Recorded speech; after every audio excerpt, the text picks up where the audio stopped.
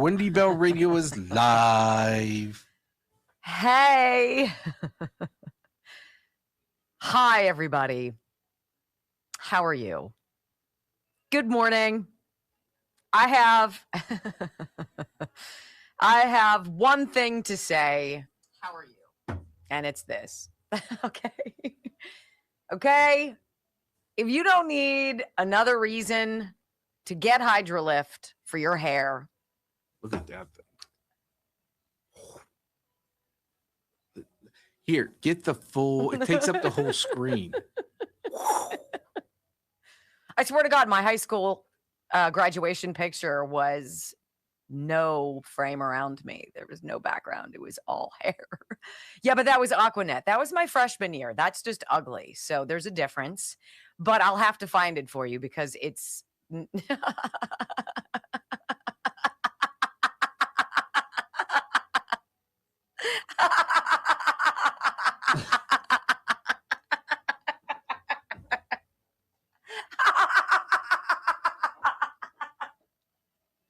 That picture, look at that picture.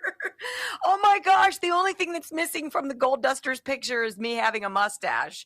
It's so bad. Look at how high my pants are. Look at the braces. Look at the bangs. Whoever thought that long hair with bangs and short sides was a good look? Whoever that thought was the white girl mullet right there underneath my hat. Can you imagine trying to pull the bottom of your pants down? There's no way they would have reached. Oh my goodness. And you tucked your shirt into the... Look, who feels better about themselves now? I do. Right? By the way, you look terrific. Let's fire you up. Let's bring you up. Purance rather. Hydrolift. Purance. Pureance. Pureance. Look, I mean, I already have crazy hair, but I will tell you, this is a game changer. It is. And there's a conditioner, and somehow I got gypped on the conditioner. Like, why didn't she send me the conditioner? What? And I'm almost out of it. Like, literally, I'm having a panic attack because all my stuff is gone. I've used it all. I have to order more, and I'm going to. Purance.com. Use my name, Wendy. 35% off Hydrolift. This is not more expensive than the stuff you find in the stores or stuff online. It's just not. Anyway, get it because I said so. How's that? Look at you, Brock. No, that was pretty bad. I had one picture that my hair was so bad I used a pen and I colored in pictures on the picture. That's pretty big. It's pretty bad. That's pretty big. Hey, it is what it is. I try to tell my kids, like, everything that you think is important right now, it's gonna change in a big bad way. So will your hairstyles. I think your kids will look back at their hairstyle and be like, I think Schmobby, he needs to get something other than whatever the hell's going on his head. And Christopher looks like a potted plant because he's got my hair. He's got your hair. Sometimes there's nothing you can do. You got to just tame it down a little bit as a boy. He says he wants to grow out the back, so he's going to come back as a redneck mullet head. Oh, no. Which is going to be fantastic. Hey, I've always said hair is the one thing, right? Hair is the one thing. He's going to enjoy it while he has it. Right.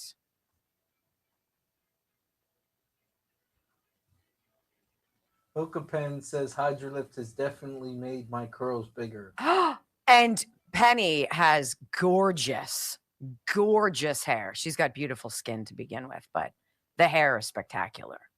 So yeah, hers is less. I want to know when just JJ's rode on the prairie.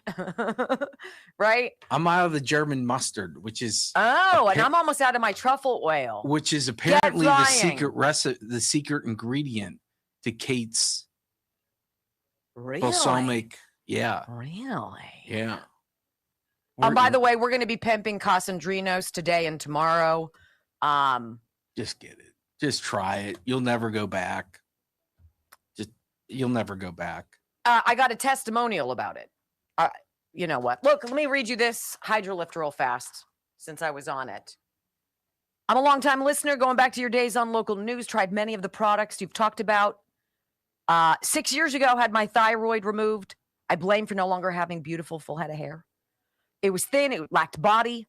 Last week, I went from a monthly cut and color after using the Pureance Hydrolift shampoo and conditioner. What? Conditioner? I've been using it for 2 weeks. So she went after using it for 1 week to her stylist to get a cut and color. And the stylist was like, what have you been doing? What are you doing? And where do I get it? Pureance. Just freaking get it. Wow. You know there's a woman in your life or a dude with limp hair. You too. Limp hair. Look like that. Can you imagine this looking at you in the morning when you wake up? You'd be like, ah. I do. As soon as you pop up on the screen. I do. Oh. Do you guys like USA? Let's go, baby. Here we go. Let's go. Killing it at 1,500. 5, 4, 3, 2, 1. Welcome to your daily dose of facts to fight off the liberal gaslighting. You can be in the middle of a hurricane. You have sanctuary in the city of Chicago. Or you can be on a calm day. North is still north. You could be in a thunderstorm. I am angry. We are not going back. Not ever. North is still north. People can yell at me. The hell with the Supreme Court. We will defy them. North is still north. It doesn't change fundamental things. And in this business, right is still right, even if you stand by yourself. We don't get fooled again. No. Live across the fruited plain and from sea to shining sea, we are converting the Marxist left 1 hour at a time on the Wendy Bell radio program.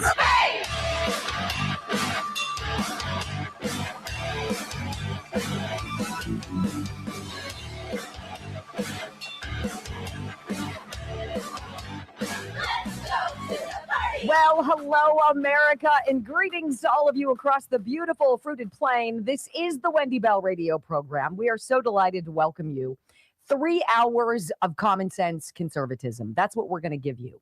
I really like today's show. I usually like most shows. Some days it's kind of hard to piece together because there's like this weird news vacuum, and sometimes there's nothing going on. We've got a nice smattering for you today, and I think you're going to enjoy. You're going to walk out of here knowing more than you did when you started, and isn't that the point? WendyBellRadio.com is how you follow along. We're unusual. We're a radio program, yes, but we live stream the whole thing online at WendyBellRadio.com, and we interact with you in the commercial breaks. So I hope you join us. Join our family. Keep coming back, and thank you for being here. Welcome home. I pledge allegiance to the flag of the United States of America and to the republic for which it stands, one nation, under God, indivisible, with liberty and justice for all. Amen. You know, the theme today of the program is very simple. It's something I think most parents try to give to their children as underlying theme messages, right? Actions have consequences. Things that you do have an effect. And so you have to think about what you're going to do and what the possible effect is going to be, or else you're going to get yourself very quickly in a world of trouble. We've all been in a world of trouble, right? I've been arrested for shoplifting green stretch pants from Sears. That was my 16th year. Good job, Wendy. That was a fun call to the parents to come get you at the police station and to then walk out in shame. That was a frying pan to my face. I've made many, many, many more grievous mistakes since then. And so with whatever wisdom you have, you try to impart on your kids, hey, you probably don't want to do something that's going to cause serious damage or worse. One of the ways we taught our kids that, and like by all means, I'm no master mom, but when you have 5 kids and all of them are boys, and it's 5 and 8 years, you got to get things moving pretty quickly. And here was the story. We went to a Catholic elementary school. We didn't like the public schools in Pittsburgh. Sure, some are fine. Not the one in our neighborhood. So we took them to Catholic school. While they were all there was one thing they could control with themselves. Their grades, right? Your grades, your behavior and your grades. And I'm like, look, I've already been in kindergarten. I'm not going back to kindergarten. This is on you. You behave the way you need to behave to live the life that you want to live. And it starts very young. Now, if you do perform, and we expect straight A's because it is your job to go to school, this shouldn't be a heavy lift, right? When you get straight A's, you get to determine your hairstyle. Now, I'm not just talking, oh, I'd like to grow mine out, or oh, I want a buzz cut. I'm talking flaming pink mohawk. Bring it. Jack was the first one who wanted it. He looks back and he's like, oh my gosh, what was I doing? But he's the one who said, Mom, I think he was in like the 6th grade. Mom, I'm going to get straight A's. And when I get straight A's, I want a mohawk. And I said, well, the deal is, Jack, you get to wear your hair in the summer as you wish. Of course, they were altar servers, so the church wasn't all that pleased about that. Oops. But he got straight A's and got his pink mohawk. Ryan followed, except I did a really tacky dye job, and I think that dissuaded the other kids from getting it because it looked so trashy. They're like, we'll just get the good grades because that's what we want. And I remember going to swim meets because the boys were on a swim team, and the moms of the other swimmers were like, oh, can you believe those boys, mohawks, pink? And they're like, oh yeah, that's Wendy's kids. And I'm like, hey, you do you, and you can get what you want. We've somehow deviated from that theory, that philosophy in this country, where now, regardless of what you do, you ought not be held to account, unless, of course, you're a Republican. If you're a conservative, you're a Republican, and even worse of all, if you're white, straight, and Catholic, you're screwed. You can be held to account for everything you do, bad and good. The other people, however, seem to check boxes and get a hall pass for their behavior. This is where we are in this country, where we're calling out the fraud. We're looking at what's going on in medicine. We're hearing politicians who don't really have ideas, right? They're stumbling as they're trying to gain traction. Look, guys, you have to take responsibility for your actions. One of the greatest things that I think we can do individually as gifts to the people we love is to be the best version of ourselves as possible, to take care of ourselves. If I get sick because I don't take care of myself, I get very heavy, I get diabetes, I develop heart problems, I have high blood pressure, I'm at risk for a bunch of different things. That puts my family in danger. I make decisions about how I live my life so as to not burden the people that I love. We've gotten away from that in this country. There's a remarkable story coming up in the show today, and I know many of you have heard this name, Carmelo Anthony. Remember that name? Young African-American teenager.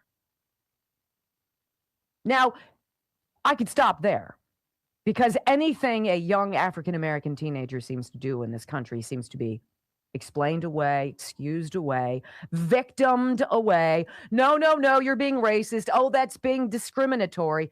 No, when you do something, there's a consequence. And when the thing that you do is to stab a knife into the heart of another human being, regardless of who they are, what color, or what have you, you've now taken that whole paradigm and you've flipped it upside down. Not only did Carmelo's action that day destroy his life, destroyed the Metcalf family. A twin had to hold his brother in his arms and watch him die. Do you think anybody should go through that?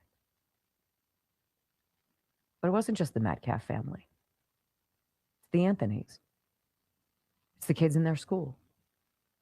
It's the kids on the street. It's the entire neighborhood. Because one boy made a decision that he ought not have. And I bet you, if you could ask him, Carmelo, would you do it again? The answer would be no. Other people, though, in our society make millions of bad decisions, and yet other people are blamed for them. Specifically, I'm thinking of who? George Floyd, of course. Derek Chauvin was charged.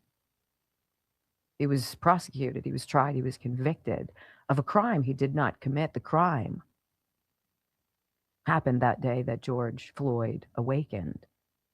and went about a cascading bad decisions spree, including pumping his body with more drugs than humanly believable. And lo and behold, he died. Now, in society today, we're not supposed to hold George Floyd accountable because he's black, because Derek Chauvin was white and a police officer, and that sure does fit a nice, handy, convenient narrative. But that story, too, is about to all blow up because it was wrong from the beginning. It is a hard thing to teach your children right from wrong in a society that gives a pass to so many people who commit wrongs. Millions of illegal aliens. Democrats fall over themselves, and they put you and your family in danger because of it. All because they need votes. If they were to just take personal responsibility and be the best people they could be, they wouldn't have to cheat. Because if they stood up and said, I love this country and I believe I'm good for this country, and they meant it, they wouldn't be in this pickle they're in today. There is a huge awakening, yes, about a lot of things in America, ladies and gentlemen. We've talked about a bunch of them for years. And while the process of people catching on and coming out of their hibernation, or at least hearing the truth, is slow, it is happening. But until we get back to that moment where everybody realizes this is your life, you get one shot. Treat every day the way it should be. Maybe we wouldn't be in this position we're in. I think it's interesting how the Trump administration and we, the people on the conservative side, MAGA, who voted for everything that's good for America, are responsible for cleaning up the mess 4 years of lunacy invited. Isn't that interesting? Yeah, we're going to chew on that today. We are. Did you guys see this new GOP presidential straw poll? Think about right now, who would be your top candidates to be president in 2028? Okay, then think about who you would not want to be president in 2028. That's the guy who came in first in this new poll. Don't believe the polls, ladies and gentlemen. Reason 11 billion and 4 next on the Wendy Bell Radio Network. Bobby texted me this morning. Oh my gosh, I think I'm getting a wisdom tooth popping through. It kills. I'm like, hey, you know what? I appreciate you letting me know, because now I know you're coming home for Thanksgiving. If I need you to see somebody, if it's sooner rather than later, we can find somebody in Knoxville. Let's take care of the problem. Let's fix the problem. Let's address the problem. But in this country, you're just supposed to pass it to the next grade level. Don't show your work, right? Be embarrassed about your whiteness, all that stuff. It's crazy. It's crazy. We're going to fix it, though. All right, I want to tell you about Casandrinos. Casandrinos. And look, if you can't spell it, it's right underneath this video box and all over the notes, okay? Casandrinos oil, I want you to hear this. I've been getting this awesome EVOO ever since you started telling us about it, Wendy. I got the bottle and the bag of the individual packets. I had that as well. Little packets go in my purse a few at a time when I go out to lunch with friends. I order a big salad without dressing. I drizzle the olive oil on it, maybe a little Parmesan, maybe a little bit mustard, salt and pepper, enjoy. No more gross seed oils, if at all possible, right? And then she says, then she drinks a little like a fireball. She takes a tall shot glass, she pours a tablespoon in it, and then tops it with half lemon juice. And then just powers it down, and she drinks it every day. And I'm like, you do you, baby. I'm still not into drinking olive oil, but if I was, it would be this. This is what it looks like. Casandrinos organic product of Greece, family run and operated, single source, cold pressed the day that the day the olives are harvested. And I'm so serious about it. This is the mother of all refills, okay? I just bought that. And, it comes with this cute little, it's like a serious funnel, right? So Fill it up. Yeah, baby. I'm not going back. I'm serious. If they drop me tomorrow, I don't care. I'm drinking their olive oil. Casandrinos. Now, there is a promo code, I'm sure, and I'm Wait a missing it. second. This is the secret sauce. The raspberry vinaigrette will blow your socks off. Casandrinos.com. Use the code discount Wendy. Let me just say this. Discount Wendy. Do you have their olive oil too? Yeah. Kate mixes that in I the got olive you oil. one. I got you this one. Oh, I'll take it. I know. See, I wanted to surprise you with that. I feel like that is a gift that I'm giving him. Literally, I'm giving you a gift of freaking delicious olive oil because before I've never had good olive oil. And once you do, you're like, oh, for heaven's I was never a sakes. fan of the heaven's- vinaigrettes for salad. Now it's like, bring it. Kate asked some stupid question the other day. She's like, what kind of dressing do you want? I'm like, what a dumb question. Yeah. Am I fuzzy? Hold on. Yes. I'm like, what a dumb question. Casandrinos.com/discount Wendy. I have no idea what I don't even know if I got the discount. Honest to God, I have no idea. I'm like, order now. That is commitment. How much is that? 3 liters. Here's what I love. 3 quarts. 5 point. So I really started eating healthy. So ingredients. There's 25-star balsamic vinegar concentrated in cooked grape must wine vinegar. No caramels added, natural raspberry flavors. That's it. Done. You've got somebody coming up with a birthday. You got somebody you want to buy something special for. It's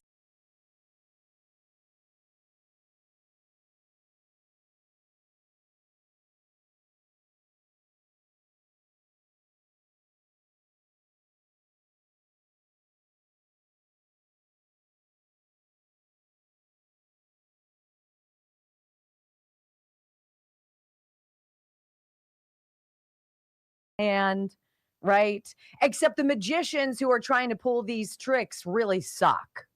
The lights are on. You can see all of the things that are going on. You're not fooled, except they act like you are. Like, yeah, it was great, wasn't it? You're like, yeah, I saw it up your sleeve, you moron. That's what's going on with polling. It's magic.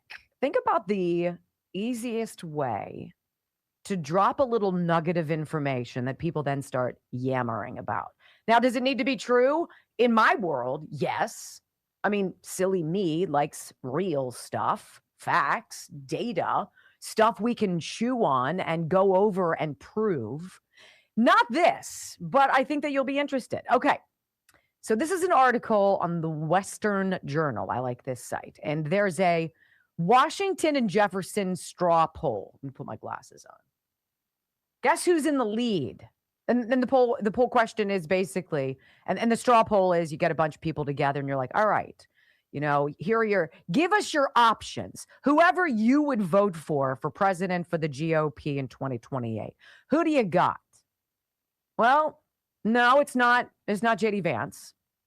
No, it's not Marco Rubio. It's not even Ron DeSantis. I mean, we're not even scraping the bottom of the barrel with like Haley. What's her name again? What was the one's name? Nikki Haley. Nikki Haley, right? No, not even her. It's Thomas Massey. What? That's just goofy. That is now such great evidence how polls can be manipulated. You ready? All right. Representative Thomas Massey surged into first place in last week's, it's not Washington, it's Western Journal, Western Journal presidential straw poll, but we're taking the results with an entire shaker of salt. Massey, who has polled in the single digits or low double digits since we began tracking sentiment about who will lead the GOP in 2028, received 47.8% of the vote for the week ending August 23rd. Wow. What is it about Thomas Massey? Is everybody digging his new look? Now that he's ditched the glasses, he's wearing contacts. He let his hair curl out a little bit more zhuzhy. Is that what it is? Because 47.8% of the vote for the week ending August 23rd. Holy cow. That represents a jump of 35.1 percentage points from the previous week's 12.7%. Or did it? Huh. This apparent outlier poll prompted a bit of an investigation, which led the folks at Western Journal to Thomas Massey's X account. It appears the results of the non-scientific weekly poll were manipulated. Get out! What? That happens? Nuh-uh. Yeah. By supporters of the Kentucky Republican. Massey shared the poll 2 days before the results were locked in. And he wrote, now I see why the president posted like an angry girlfriend last night when it showed that he was getting some traction. And then nearly 130,000 people saw his post on X, and some vowed to put their hands on the scale to put the outgoing congressman on top. It's not hard to do. Anything online, any of these outlets online, oh, take our poll. What do you think about this? And you get enough people to pile on, and you can manipulate. You know how it works. I think it's funny because the president had a little truth on it. And this is what he wrote. He says the radical left Democrats are going crazy with fake polls. Okay, so this is one. Seriously, take very lightly all the stuff that they come out with, particularly when the media all pile on and start parroting the same nonsense. Trump, again, his truth. The radical left Democrats are going crazy with fake polls. They're putting them out at levels never seen before. They're called demoralization operations, where they try to demoralize Republicans so we don't show up and go out and vote. But the actual polls are tremendous. The spirit of our country has never been higher. We're winning against everyone, including Iran, whose country is in economic and military death spiral. Thank you for your attention to this matter. He's true. It's right. Absolutely right. The polls are something that you cannot trust any more than the headlines are things that you cannot trust any more than you can trust science today. Does anybody else out there scratch their head over why in God's green earth the Food and Drug Administration would give a thumbs up to a flu vaccine that's transported and delivered through messenger RNA into our bodies after what we went through with the COVID vaccines? Does that make sense to you? Or do we have a lot of things being exposed that are making us stop and double take and say, what? So that's going to be the story today. Great suspicion over the news that you are being forced to see. And then there's programs like this that just will tell you the truth because that's what we do. And my promise is I do not lie to you. When we come back on the Wendy Bell radio program, my friends, let's dig into the Supreme Court giving President Trump a monster victory yesterday and essentially slashing the Democrats' midterm hopes and beyond. Seriously, it's that big of a deal. Put a fork in them. Next on the Wendy Bell Radio Network. So Thomas Massey, they can just all crash onto this poll. And you see these things commonly that Breitbart has them. I know Politica will have them. And they'll just have, some poll online that says, who's your favorite? Name your favorite. And then the favorites vote on those top candidates. Well, you get enough people to pile on. It's sort of like what Rush Limbaugh did with Operation Chaos. Do you guys remember that? Wasn't that all to vote for Hillary to shaft Obama? Wasn't that what it was? Enough of you old timers out there will remember back in the day. You'll take us back to 2007 and you'll remember that. I was peripherally paying attention to Rush at the time, but I do remember the chaos. Maybe it was a different year, but that's what he has said. We will conflate the polls. We'll conflate the results and have a bunch of people who can vote in primaries or whatever pile on for the other candidate so that the one that we really think is dangerous gets sunk. It's all manipulation. We're living in a freaking simulation. Nothing seems real except your bills. Anyway, goes to show you too how ranked choice voting sucks. 100%. 100%. I'm going to tell you about really quickly about tulip blooms, and this is really cool. I'm going to show you actually because this satin balm, I love the massaging oil, the velour massaging oil, particularly after I've been doing dishes or I wash my hands after going to the bathroom or whatever. And I take a pump and I rub it in and give it a minute to absorb. And it feels like literally I just got a manicure. I don't know if I can describe it. This was sitting next to me and I'm starting to get dry skin because of being in the sun. So I took a little scooper of, and this is just the satin balm, and it's just sort of like almost like a paste. And I put it in my hands, right? And the warmth of my hands. So you can see it looks oily, greasy, wet. It melts in your hands. It goes on your skin and it disappears. And then all of a sudden, you've got this beautiful, fresh look to your skin. You're not greasy. And thank you. tulipblooms.shop/Wendy. Get 10% off. And again, great gift ideas for people. Super cute how it gets packaged and mailed. tulipblooms.shop/Wendy. I'm serious. I'm saying a little bit goes a long way too.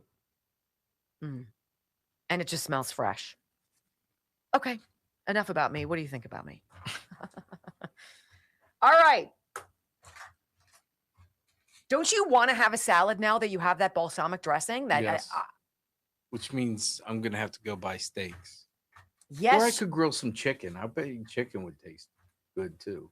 I made something called Chicken Christopher last night. Have you guys ever done this? Here we are. Here we go. Stupid easy. I'm going to tell you about it. What? Here we are here. What did you say? I'm going to get hungry. Oh, so no, it's great. It's thinly sliced chicken. I don't know why Joe brought it up. He's like, Chicken Christopher. Apparently Morton's does it. And it's one of their signature things if you're not getting meat. I don't know who doesn't get meat at Morton's, but okay. You're going to Morton's, you're getting steak. Right? 4 of them. So anyway, it's thin sliced chicken and you have flour and beaten eggs and panko. And then you've got oil, good oil in a pan. And you do the thing, flour, eggs, panko, press it down, flash fry it, salt and pepper, remove it, dry it on a rack or let it drip dry on a rack. I went through several pounds of that, right? And then the dressing or the sauce is this beautiful thing of it's what are they called? Scallion. It's a scallion, a big fat one. Garlic, white wine, lemon juice, a little bit of heavy cream, and some chicken stock. And you boil it down. You reduce it down to this beautiful kind of a thick drizzle. Like a roux. With a tossed salad with that on the side. Oh my gosh. Who's hungry? Right? And then you know what the worst part was? I made enough for a lot of people, and there aren't a lot of people to eat it. There were like 10 pieces of chicken left over this morning. I was like, and you didn't think to bring any in? okay, sorry. Chicken's a mainstay of my diet now. Okay, well then I'll bring some in tomorrow. Well, now it's 2 days old. Okay, then don't have it. Maybe we'll eat it all tonight. So I was going to take the leftover chicken and I was going to cut it up and I'm going to do a salad with that with Casantrinas. I need to know how your wife does that because it's just better than anything else I've ever had. I hate her. Today is my day. Ireland contracting, 3 o'clock between 3 and 4. Dan, my boyfriend, how you doing, is coming over. And he's going to help me with my landscape lights. This is like the end of all of the dumb crap I have to do to my house, but this is important. And I'm so excited. And he's so easy to deal with. Ireland Contracting, 1-800-NEW-ROOF. IrelandContracting.com. Just their whole business is not complicated. You need a new roof. This is what it costs. And we're going to do a great job and you're going to love it. Okay, good. Right? You need new windows. We got all that. We'll do it for you. You'll be happy. Okay, good. And they do it. How about that? Kind of neat. I like the fact that the other day you said to me, You know what I really like about this back area? Huh. Soft fascia. I do. I never have said those words before in my life, and now I'm a total weirdo. I love it.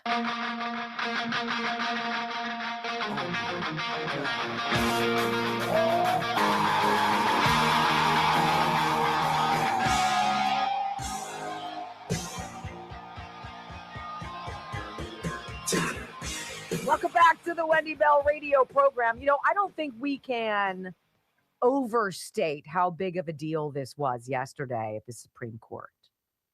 This essentially put a total fork in the Democrats' plan to cheat in the midterms and to cheat in 2028, period. It's an amazing thing that the president earlier this year signed an executive order. It said, hey, you know what? We're only going to send out mail-in ballots to people who are registered voters. That makes logical sense, right? Why would you send it out to illegal voters or people who don't exist or people who shouldn't be voting? Why would you do that? That doesn't make sense. Of course it doesn't make sense. You know it doesn't make sense, but they want you to say, to believe that Trump is a threat to democracy. Trump is trying to overstep his bounds. He's trying to meddle in elections. Look, we've been stealing them rightly, fair and square for years, is what they're not telling you, but that's what they're telling you, right? Look, we need to cheat. We don't have the votes. We don't have the people. We don't have the money. Screw you, Republicans and Doge. You stopped Act Blue. You stopped USAID. You shut down two of our huge money-making spigots. The only thing we have left is hoping some more aid can limp through to Ukraine so we can siphon some of that, launder it through our NGOs and put it back into our coffers. But we're screwed. That's what everybody was really saying yesterday when the high court came out and said, you know what? It's totally reasonable for the president to do this. Totally reasonable for the U.S. Postal Service to only deliver to registered voters. It's totally reasonable to cross-reference these data sets to make sure that only citizens are voting in our elections, registered citizens. This isn't complicated. To the left, not a good day. The Supreme Court cleared the path for President Donald Trump's mail ballot executive order ahead of the midterm elections, ladies and gentlemen, marking another key win for the administration on the High Court's emergency docket. The emergency petition was brought to the High Court last month by the DOJ and a coalition of GOP states after the U.S. Court of Appeals for the D.C. Circuit maintained a June order from a U.S. District Judge, Obama hire, Indira Talwani, an appointee of Obama, who had blocked the implementation of the executive order. Who in the hell are you? I am so freaking tired of liberals waving magic wands and overstepping the duly elected responsibility, duly given responsibility of an elected president to freaking secure our elections, period. And if you're getting in the way, it's because you're a big fat loser cheater. And we all know it. And you suck. Okay? How about that? Trump's order asked his administration to draft plans for the U.S. Postal Service to deliver ballots only to verified eligible voters. Period. How's that? Does that seem simple to you? Is that pretty cut and dry? It is to me. I don't see the gray area, right? It's like full-term abortion. I don't see the gray area. Where is that okay? That's called wrong, evil, dark, sadistic, demonic. Fill in the blank. There's no gray area. If you vote in our elections, you need to be a citizen. Period. Both the Trump administration and the GOP-led states argued the injunction should be lifted because the district court's decision to block the order was premature, claiming that the Democrat-led states did not have proper standing to file the lawsuit since there was no specific policy yet in place to be challenged. They're just so used to, Trump said it, fire off a lawsuit, gum up the works, get the army of lawyers on the ball, go fight, resist. Wait a minute, you're resisting something that's constitutionally backed here. You're not allowed to vote in our elections if you're not a citizen. Oh, it happens so infrequently. Why are we even talking about it? Really? Really? During the last term, the administration won cases over Trump's firing power within the executive branch and ended temporary protected status for Haiti and Syria, along with various other immigration cases. The major losses for the administration last term came in cases over Trump's sweeping tariffs, birthright citizenship, yada, yada, yada. So what does this thing do? Well, what does the president want? He wants envelopes on these mail-in ballots that have specific barcodes. He wants to be able to control the paper on which these things are printed. He wants to be able to cross-reference the Postal Service's records with the people who are apparently registered voters and nobody else, right? And he wants to do this in a very swift, methodical way. I mean, God, that sounds terrible, right? Well, listen to Mike Davis. Mike Davis is the founder of the Article 3 Project. He was on with Laura Ingraham last night. And they're talking about the president's moves to ensure that only registered voters get mail-in ballots. And we're all struck by the brevity of this comment. Well, but we're not, because it's just not complicated. Listen. President Trump ordered his Postal Service, his Attorney General, his Secretary of Homeland Security to work together to make sure that states are only using our Postal Service to mail ballots to lawful voters and not to illegal aliens and other unlawful voters. And there was an Obama judge in Boston, this left-wing radical judge, Indira Tawani couldn't do that. Yeah, Indira Tawani Yes, was the district court judge. Obama appointed. She's a radical, and she said President Trump couldn't do that. The First Circuit agreed. The Supreme Court correctly said that yes, the president can move forward, and this is preliminary. If there is injury to real parties down the road, then they can bring a lawsuit, but the states are not injured here. There's no way that they're going to go back on this. There's no way that the Supreme Court is going to get some kind of an appeal to this, and they're going to be like, okay, let's go look at that right away. No, this is going to be the deal. This is going to be the deal. You want to vote by mail? That's fine, right? But we need to know who you are, and that's the only way. And the U.S. Postal Service is on board, as it should be. How quick is this going to be implemented? Is this going to be fast, quickly, slowly? What's the deal with that? Here's Mike Davis.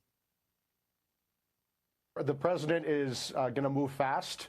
And I would just say this. Why are the Democrats so scared to have accountability with our elections? Why are they so scared to make sure that the Postal Service is not committing mail fraud by mailing ballots to illegal aliens and other illegal voters? You know, it's a really great question. Why would anyone be against it? It's because, you know, they have to cheat. And they can't say, hey, we have to cheat because we've been cheating for a while. We've not been cheating just here, but we've been cheating in other countries and fiddling their elections too. They just want you to believe it's Trump's fault, right? It's his fault. He's overstepping his bounds. Well, let's read this. CBS News, 23 states sue Trump over new executive order targeting mail voting. Let's hear from the horse's mouth.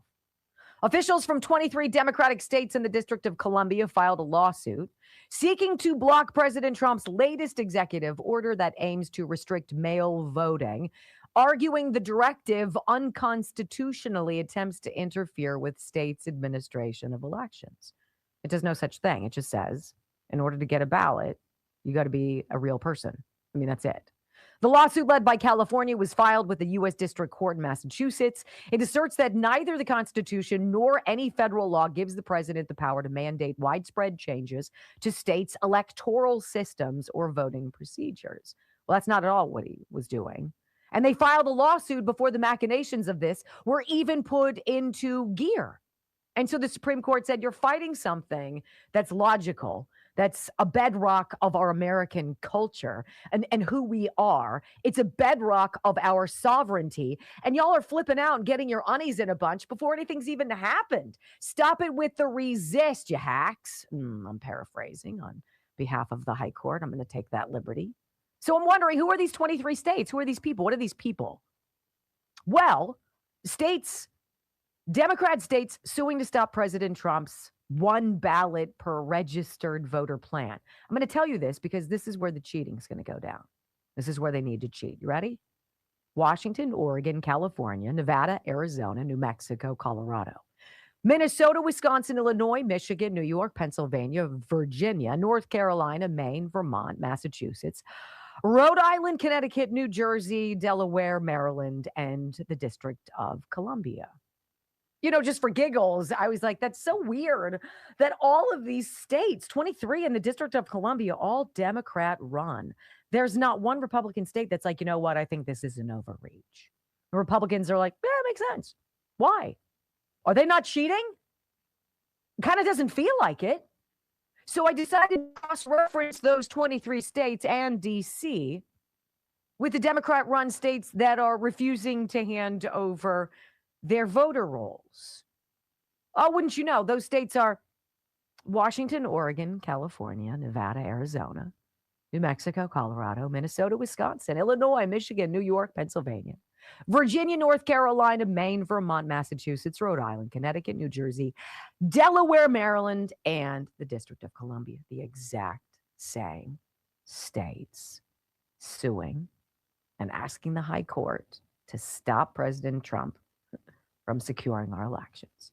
Now, just because I have no life, now that my kids are all in college and gone, right? I was like, well, I mean, so how many of those states are the states that are also suing to not share their SNAP benefit information with the USDA? Remember that? When USDA Commissioner Brooke Rollins or Secretary Rollins was like, hey, we need to know who's getting SNAP benefit, who's getting food, what women are getting supplemental nutrition help, right? And these states, Democrat states, were like, we're not going to tell you. Why would that be? Oh, because like elections and how they're cheating in the elections, of course, they're funneling money through welfare and other programs back into their coffers. Which states are those? Is it the same 23 states in the District of Columbia? Pretty close. It's pretty close. It's 22 of them. 22. North Carolina and Nevada have shared their SNAP information. So ask yourself, now that you know these fine data sets, you know the argument. The argument is that Trump bad, letting us cheat in elections good, right? Now you can see in all of the pieces of the puzzle. I kind of wonder why Josh Shapiro in my Commonwealth of Pennsylvania is being such an obstreperous jag about doing anything to clean up elections and make the people of Pennsylvania feel more confident. After all, I mean, he was the guy who said in 2020, when all the votes are counted, Joe Biden will be the winner. Huh. It's almost like he knew. Well, when we come back on the Wendy Bell radio program, now we know the exact addresses where that hot and bothered Nithya Raman support in LA in the mayor's race came from. Exact addresses. Oh, you mean they were cheating there too? Yeah. Next on the Wendy Bell Radio Network. I know I need to have a life. Okay. This is why Florida is great. This is why Tennessee is great. Why South Carolina is great. Why Idaho is great.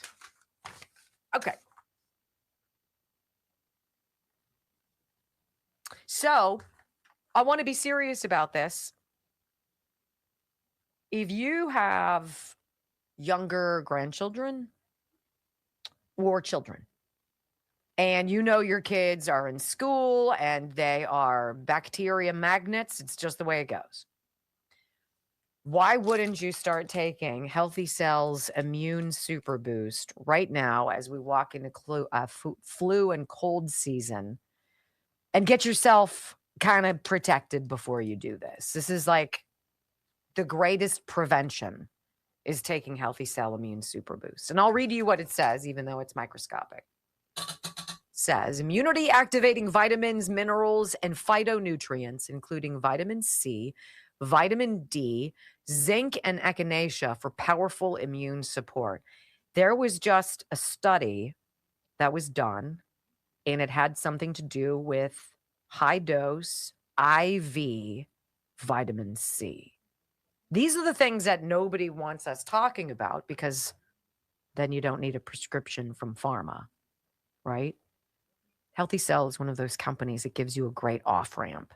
HealthyCell.com/Wendy. REM sleep at night, focus and recall, calm mood. I take a calm mood now every day before the show. And though sometimes I do lose my mind a little bit, I feel very in control. It's been a while since you felt that.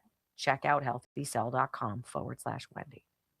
The mechanism, the gel is the secret sauce. Obviously, the ingredients, which are good. But you're going to notice it without being a prescription. And I like that. healthycell.com/Wendy. What's going on out there? Are we breaking the internet? 229 on X. Let's go. 33 on Rumble. Nice. 1.2 already. Rumbles. How many? 1.2.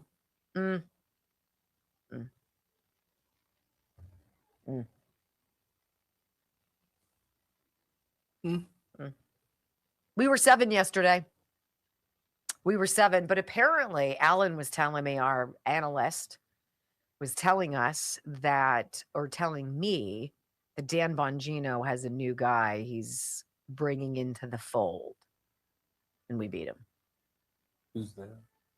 Let me pull. I knew you were going to say that. Dang it. Let me see.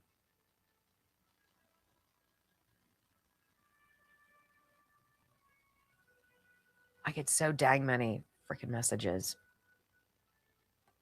I don't know why he doesn't bring us into the fold. What do you mean, Alan? No. Oh. We're on right after him. Why not rate us? I don't know. I've never gotten anything easily. I will just say that. Oh, It's Sean Farrah. there you go. Okay.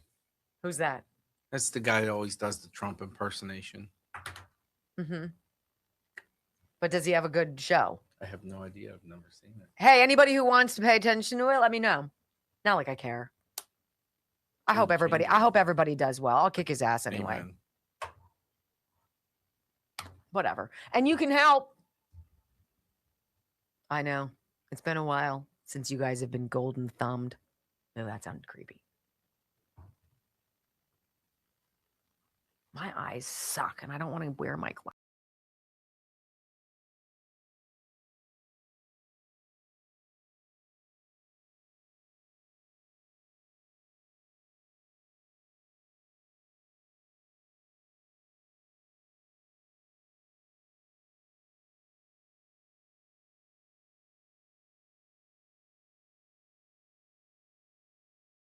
Bell radio program. I mean, like, I think the thing that's so insulting about this current day and age, beyond the lack of personal responsibility for actions and decisions, right?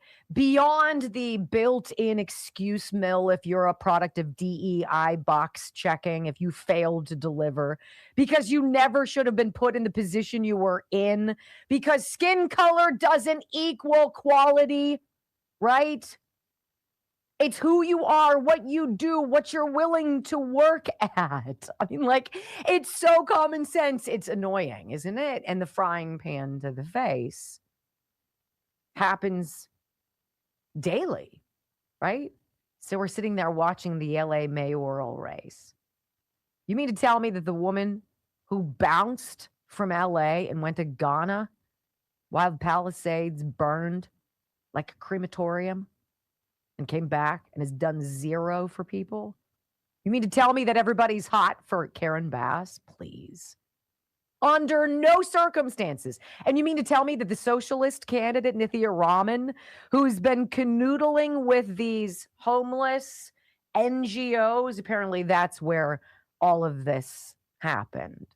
Her last minute vote surge in the mail-in ballots. This is exactly what the president's executive order earlier this year was supposed to stop, right? Well, apparently Nithya Raman, who nudged Spencer Pratt, like the one common sense individual living in LA, apparently, out of this race, Nithya Raman, well, now we understand that her ties to the homeless NGOs in Los Angeles, right? It was more than her bestowing upon them $600,000, right? With thousands of homeless voters registered at shelters that have no beds in them. It's against the law. You have to have a physical address. You can't, your physical address can't be a P.O. box, can't be a mailbox. Can't be a UPS store. It can't be a tavern, a supermarket, it has to be a home. Well, apparently, thousands of homeless voters registered at shelters that don't have beds. They are not home, right? This is where Rahman's magical mail-in ballot drops came from. And this is according to U.S. Attorney Bill Asaley in California, launching probes into major fraud. This stuff is all going to blow up. It has to. James O'Keefe and many others showed us the homeless are being paid to vote. Here's a couple bucks. Here's a pack of smokes. Here's some weed, whatever. Direct link to Nithya Raman, though. St. Joseph Center received $600,000 in taxpayer funds from the Homeless Housing Committee while Raman was the chair of it. And a photo of her presenting the check was quietly removed from the center's website after a New York Post article exposed it. We talked about it when it happened. So here's the numbers. 7,600 voters registered at homeless shelters and service providers across Los Angeles. Midnight Mission on Skid Row. 1,160 registered voters with a shelter that only has beds for 84 men and 36 women. So 10 times that are registered to vote there. I'm sure all of these people are super plugged into the electoral process too. St. Joseph Center in Venice is a drop-in homeless shelter. 185 registered voters at its address. Offers no beds or accommodations whatsoever. I'm sorry, that's illegal. You cannot register to vote there. Hundreds more tied to supportive and affordable housing projects, with nearly 200 added in the final weeks before the registration deadline. Over 80 voters registered at 4 behavioral health and addiction facilities, Corner of Hope, Volunteers of America Alcohol Services, and 2 others. 313 voters are tied to LA County Social Services facilities. Voter registration, by the way, drives. Witnessed outside grocery stores. One homeless man, right? Norman claimed he was being paid to sign people up. He saw cigarettes offered as incentives during big push efforts. You guys, it's against the law. It's all against the law. They do it in plain sight. They tell you they're not. And when President Trump is like, this has to stop, and it's not stopping because it has to continue in these blue states and blue cities that suck. And they know the people, if they actually were voting for real, would never vote for their crazy. Trump said, all right, executive order. No, I'm not going to do that anymore. Mail-in ballots from my administration through the United States Postal Service. That's the end of the story. Wah, Supreme Court. Sorry, he's got a point. He's allowed to do that. So when is LA going to tell the truth about what happened? When does that change? Does it change? Does a state that's 2/3 run, the General Assembly, 2/3 Democrats, or I should say 3/4 rather, Democrats. Are they ever going to change? No. It has to be that in your face, a socialist that Skid Row junkies are voting for. Really? When we come back, hour number 2 of the Wendy Bell radio program. Exposing the Medicaid mafia is exactly not what Gavin Newsom wants to happen. Again, follow the money. Next on the Wendy Bell Radio Network. Come on, Nithya, sweetie bug. I'm sorry. I'm sure there's a lawsuit already filed over those results. And if there aren't, then shame on Republicans who are asleep at the wheel, but I presume they are.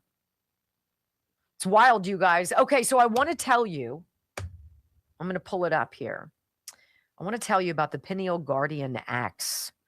I was reading, one of you guys sent me an email, and had to do with, so this pineal gland, a very small pea-sized gland in the brain that controls melatonin.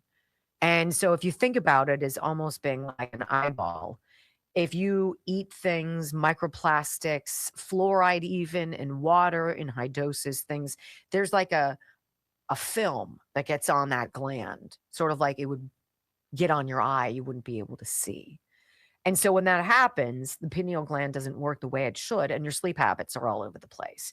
You can't sleep well. If you do sleep, it's not enough. It's not restful. You feel like a freaking zombie. And there's a good reason for that. And you can research this pineal gland. It's true, 100%. I was like, what? So this particular product is really for brain fog and for memory and for sleep that could be connected to this pineal gland. It's just some of the things environmentally that we do over time that clouds that eyeball, if you will. So this is at 2 droppers a day mixed into any drink. It's rated 4.9 stars, 630 reviews. 4.9 stars is freaking powerful. And over 50,000 people already are using this. A few weeks in, people say their heads begin to feel clearer and that they sleep better than they have in years. Again, this little pineal gland regulates melatonin, sleep, brain fog, focus, memory, all of that. Why wouldn't you try it? What's in it, by the way? It's called Pineal Guardian X, and you can get it by going to Nutraville.com/Wendy Bell. Nutraville.com/Wendy Bell. 365-day money back guarantee. Do it for 2 months, 2 weeks, a month, whatever. And if it doesn't work for you, you'll get your money back, right? Plus, right now, you're going to get up to 41% off if you stock up on it. And who does that right away? You want to try it. Plus an extra 15% using my link. That's pennies. Pennies per dropper. All right. It's got lion's mane, bacoba, monieri, ginkgo biloba. That's the only one I knew I could pronounce. But this is it. 4.9 stars, 630 reviews, 50,000 people taking it. Nutraville.com/Wendy Bell. All right. Hi. How's everybody? What are we doing? 3460. I love it. We're coming back, y'all. We're going to get back up there. We're going to be up in the 10,000s again. However, I will tell you that they completely changed their algorithm on all that stuff. I mean, I don't even think it's a matter of us moving around. Darius, you're always good at pimping me as the female Rushy. I got and that's a wonderful compliment. I got a really sweet message through Wendy Bell Radio, through the app, from a gentleman who said he'd been missing Rush for years and he found us and it's the first time it felt comfortable again. What a great compliment. Isn't that great? I'm fabulous. Duh. I tell you every day. While you're drinking. So if you're in our fantasy football league, check your email. Sean and I talked this morning. We're splitting the Wendy Bell Radio one into 2 leagues. One, the Wendy Bell Radio League, and one, the Wendy Bell Radio Parnell League. So I invited half of you to go to the other one. So please respond. Do it now. Yeah. No, not now. Do it after the show. Someone already has. So wait, so who's on your team? We haven't drafted yet. Oh, so you have. So that's how it works. You Yeah. all have to draft. Like, I mean, meaning like, is Michael his own broker and Yes. you're your own? Yes. Okay. And I didn't Sean know and if- I are in both leagues. Because you know you and Schmobby were doing that when he was Yeah. still a minor. Yeah, he booted me. He dropped me. Yeah, we need to teach Bobby and Chris that going to college with girlfriends is a really dumb idea. They'll learn that on their own. Yeah.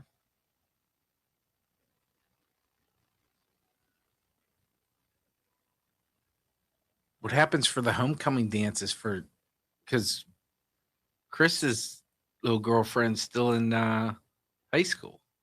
They both are. Oh, what are you do when it comes to homecoming? Expect their girls. You might see them before Thanksgiving. Oh, I'm not going to see my kids at Thanksgiving. They're going to be figments of my imagination until they need money. I mean, let's just call it what it is. Right. Yeah.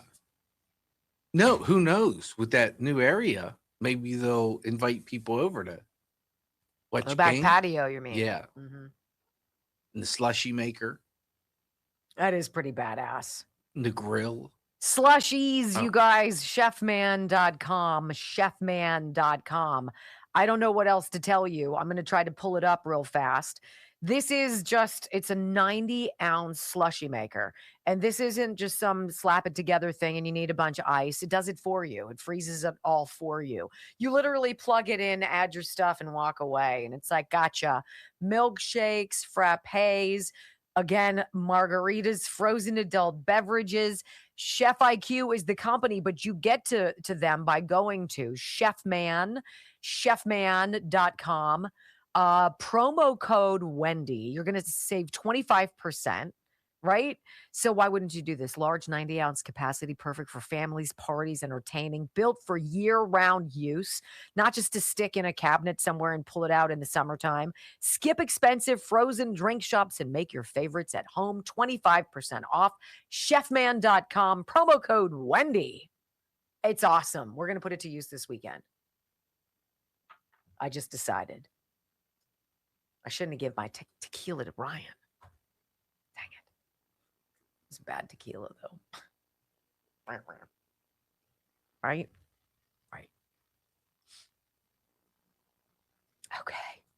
5, 4, 3, 2, 1. Wendy Bell, America's anchor mom, fighting for America 1 hour at a time. Welcome to the family. We're going to win so much. We're going to win at every level. We're going to win economically. We're going to win with the economy. We're going to win with the military. We're going to win with health care for our veterans. We're going to win with every single facet. We're going to win so much, you may even get tired of winning. And you'll say, please, please, it's too much winning. We can't take it anymore. Mr. President, it's too much. And I'll say, no, it isn't. We have to keep winning. We have to win more.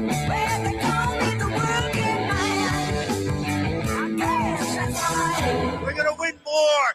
3 hours of bold truth and excellence. You've just signed up for the WBR Army. Strap in. This is the Wendy Bell radio program.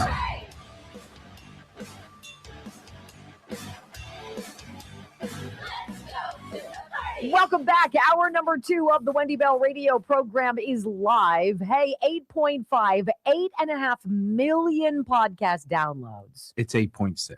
8.6 million podcast downloads, my friends. Thank you. Hey, if you want to take us with you on the go, get the podcast, Wendy Bell Radio. I know, super catchy, wherever you get your favorite listening material. I'd be delighted for you to take us with you as well. We're honestly flabbergasted by you guys. Thank you so much.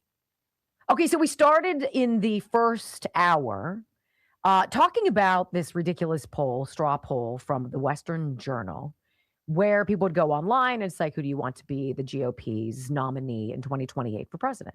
And a bunch of people saw Thomas Massie post something, and so they piled on and voted for him and pushed him over Marco Rubio, J.D. Vance, and Ron DeSantis, which is laughable 100%, right? And I said, it's not just the polling. I mean, that's one of those getting hit in the face with the frying pan polls where you're like, there's no freaking way. I mean, this is just so stupid. You're insulting my intelligence. But I want you to be very careful. And I'm noticing this in my own show prep. There's a lot of stuff that's not timely, that's extraordinarily relevant, but isn't right now, that's making the circuit on the social media feeds, right? So when you see stuff and it's posted as though, wow, breaking news, this just happened. If you go that extra step on a couple of them, and maybe on X, you ask the AI tool Grok, when did this air? When is this really from? You'll begin to see how little the mainstream media has been covering some pretty significant stuff. By and large, I will say we here on the Wendy Bell radio program have been pretty much up to speed. Now, I want to open the door to this conversation with you because it's kind of interesting. Did you hear how 2 people in California, both foreigners, stole $78 million of our taxpayer money? Did you hear that one? Yeah, I'm sure you didn't, because all of the hubbub over the weekend was Gavin Newsom signing into law the Stop Nick Shirley Act, which basically makes it criminal and finable, arrestable, actionable to be a citizen journalist and sniff around and ask questions and expose fraud. Geez, I wonder why. Well, this is the scam. Dead people billed to Medicare so a foreign fraudster could buy a Rolls Royce. Is there more of an insult in there right now? Some dude who's not an American comes to our country, fleeces us for millions of dollars. $27 million, this one cat. $27 million. So egregiously profitable to rip off America that he buys one of the biggest symbols of wealth, right? The double R on the front of it. Rolls Royce, baby doll. So obnoxious. In fact, there's a Fox News report on this. Foreign-born man, California, busted for setting up fake hospices and then bilking Medicare out of $27 million. And he had to go through other illegals, other foreigners who were just as corrupt. Listen. Fox was there as Oren Sachar was arrested by the FBI in Los Angeles, charged with stealing 27 million taxpayer dollars in a hospice fraud scheme, allegedly using some of that money to buy this Rolls-Royce Phantom. He was living the high life. He was making millions of dollars fraudulently and is very brazen. And he finally got caught, and now he's looking at significant prison time. Federal prosecutors say Sachar operated multiple fraudulent hospices, including one spelled as Holly Trinity. Sachar billed Medicare using names and personal information of dead people that his hospice never treated, getting up to $33,000 per patient a year. Prosecutors are also charging 2 accomplices, including this man, Abraham Shin, who allegedly helped connect Sachar with Jeannie Choi, the manager of a mortuary, who gave Sachar names of people who recently passed in exchange for cash. Just in case you were wondering, the guy who was running all these fraudulent hospice companies and using dead patients, that guy was a foreign-born man, and he's so careless he doesn't even spell the names of his fake hospice companies correctly. Now, why is this important? Well, because it is in California, and what did Gavin Newsom just do? Did Gavin Newsom sign the Stop Nick Shirley Act into law? Yes, Gavin Newsom just signed that into law, and it takes effect October 1st, 2027. So really think about that. This guy was just caught in California. He didn't even spell the name of the hospice companies correctly. And Democrats like Gavin Newsom are now making it illegal to question these things. You cannot even investigate them, which this is the exact kind of fraud that Nick Shirley went and investigated and would catch. That Gavin Newsom wants to stop Nick Shirley and people like him, people like me, is one of the most egregious, blatant acts of government corruption I've ever experienced. Completely contradictory to the First Amendment. I wonder if Abdul El-Sayed knows what that is. Did you guys see his interview last night with Jesse Waters? We got a couple clips. You have to hear this. It's just breathtaking. Just breathtaking. So that Fox story I just told you, $27 million, fake hospice fraud. He was charging $33,000 a year per person, getting names off of some mortuary chick who's some woman from Asia, and bouncing through some other Asian guy who was also responsible for his role in this. And he made $27 million freaking dollars. And if Nick freaking Shirley hadn't exposed Minneapolis, we would never know. And so the whistleblower gets punished. Got it. Now, here's the weird thing about the story I just told you. That happened in June. That showed up on my news feed today like it was breaking news. And I was like, this is a pretty big story. I'm not seeing any of the headlines on the sources I normally look at talking about this. Hey, Grok, when was this from? Oh, that was in early June. Why was that not covered? I mean, it was on Fox. I didn't catch it. Did you guys read about that? You care about $27 million of your money getting stolen? Because I do. How about the story of the California teacher who laundered a staggering $51 million in Medicare money? What? Teacher pleads guilty in $51 million Medicare fraud scheme. CMS, the Center for Medicaid Services, to ask states to revalidate high-risk Medicaid providers. Well, is that where your 23 or 24 blue states in the District of Columbia say, no, we're going to resist that? Why would you resist sharing your data with the government? You're obviously making some money off of it. The same way you're resisting sharing your voter rolls, because obviously you're getting some cheating ballots out of it. Isn't that the most disgusting thing you've heard? Like right now? Because in 5 minutes, it's going to get worse. That arrest happened in June, but California is suing so it can hide its SNAP, welfare, and voter roll data sets from the Department of Justice so scammers like that can keep their operations buzzing. Is everybody fully on board with what Democrats are doing? Look, I make no bones about it. I am extraordinarily biased. I'm biased in favor of conservatism. I'm biased in favor of this idea of making America great again. Because I don't think either of those is particularly political. They're common sense. And I agree, there are dirty as stones Republicans out there. I know. But it's always the Democrat states. It's always the Democrat-run cities. It's always the Democrat-run areas that seem to refuse basic checks and balances. And then when they get called out by a Nick Shirley or a Cam Higbee or a Project Veritas or whomever, they blame President Trump and racism. That's it. That's all they got. What are they going to do when Donald Trump is no longer in office? Who's going to be the whipping boy? Who's going to be their little Cupid doll with all of the needles sticking in it? To whom will they send disgusting death threats? Who will they lie about? Where will the fake news headlines be generated? What kind of polls will be interesting? Will anybody give a fat rip? Will they ever get their fill and reach satiety of Trump derangement syndrome? Or does it self-perpetuate and become a person's reason for existence on the left? I don't know.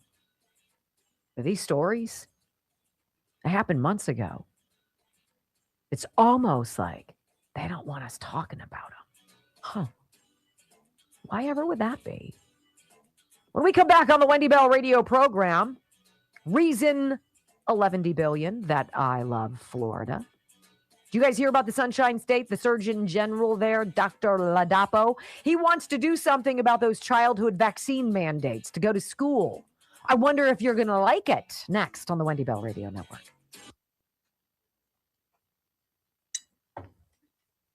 I don't know if I like it. It seems very extreme, but it almost seems like the only way to fight extreme is with extreme.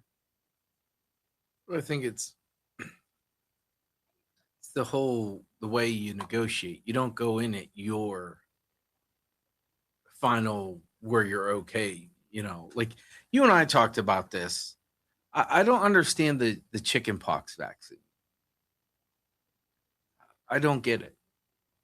I think you should. I think it's like a la carte. You should be like, no, my kid's gonna get chicken pox. I'm okay with that. I know someone who got the shingles vaccine and they still got shingles. Like, yeah, I understand. That's one of those big excuses is the shingles thing. Well, if you've had the chicken pox, then that's going to make you more susceptible to shingles or whatever the argument is. I don't know what it is because I've not had it. I know my mom had it and she said it was just really I heard it's miserable. Really uncomfortable. How much more miserable is it when you get the vaccine and then you get it anyways? Well, you remember how they vilified Jenny McCarthy? Yeah. Remember that? All she was doing was like, I just find a lot of this stuff very coincidental. And Bobby Kennedy put his thumb on it. He's like, There weren't cases of autism in the 1970s. I didn't go to school with kids on the spectrum. Right? What was that? Geez, it's almost like all these vaccines have led to a bunch of problems. Yeah, we just throw those kids ants in the pants. Problems that can only be fixed with a new drug. We hear the side effects aren't that bad. You should totally try it. Or a good whooping. I mean, honest to goodness. What are we doing here, folks? By the way, the Holly Trinity instead of Holy Trinity and the quality leering instead of learning. Frying pans. Boy, oi, oi, oing. It's like, say what? This dude got $50 million or $27 million and he doesn't know how to freaking spell? What you talking about, Willis? Don't you dare investigate that, Nick Shirley. That's illegal. Got it. Like the other day when I was like, okay, make sense. Like, nothing makes sense. It's not supposed to make sense. It's not. They need some distraction. They need some distraction from this whole mail-in ballot thing that the Supreme Court just did. Because this is a death blow to the Democrats. They are super duper freaked. Because they're not going to have control over the ballots. They're not going to have control over watermarks. They're not going to have control over barcodes. I say we just send all of the people, election watchers, just to those 24 states and D.C. That appears where everything's going to be going on, right? Or we'll just go back and see what happened during 2020 because they're not going to deviate. It's going to be the same places. What do we know about them? They're lazy. They're used to getting away with it. They haven't had to think about a new playbook. I talked too much, didn't I? You could do Sniper real quick. Disinfect with sniper.com. We've got 6 more days, 20% off discount, free shipping. It's this. It's this. It's the only cleaner you will ever need. Antibacterial, antifungal, anti-everything, right? Kills germs, kills bacteria, kills the funk that causes bad odors. Disinfectwithsniper.com on sale until the end of the month only. Throw in some spices. Ugh. Throw in some spices. I cannot wait to hang my 250th flag. That's going to happen.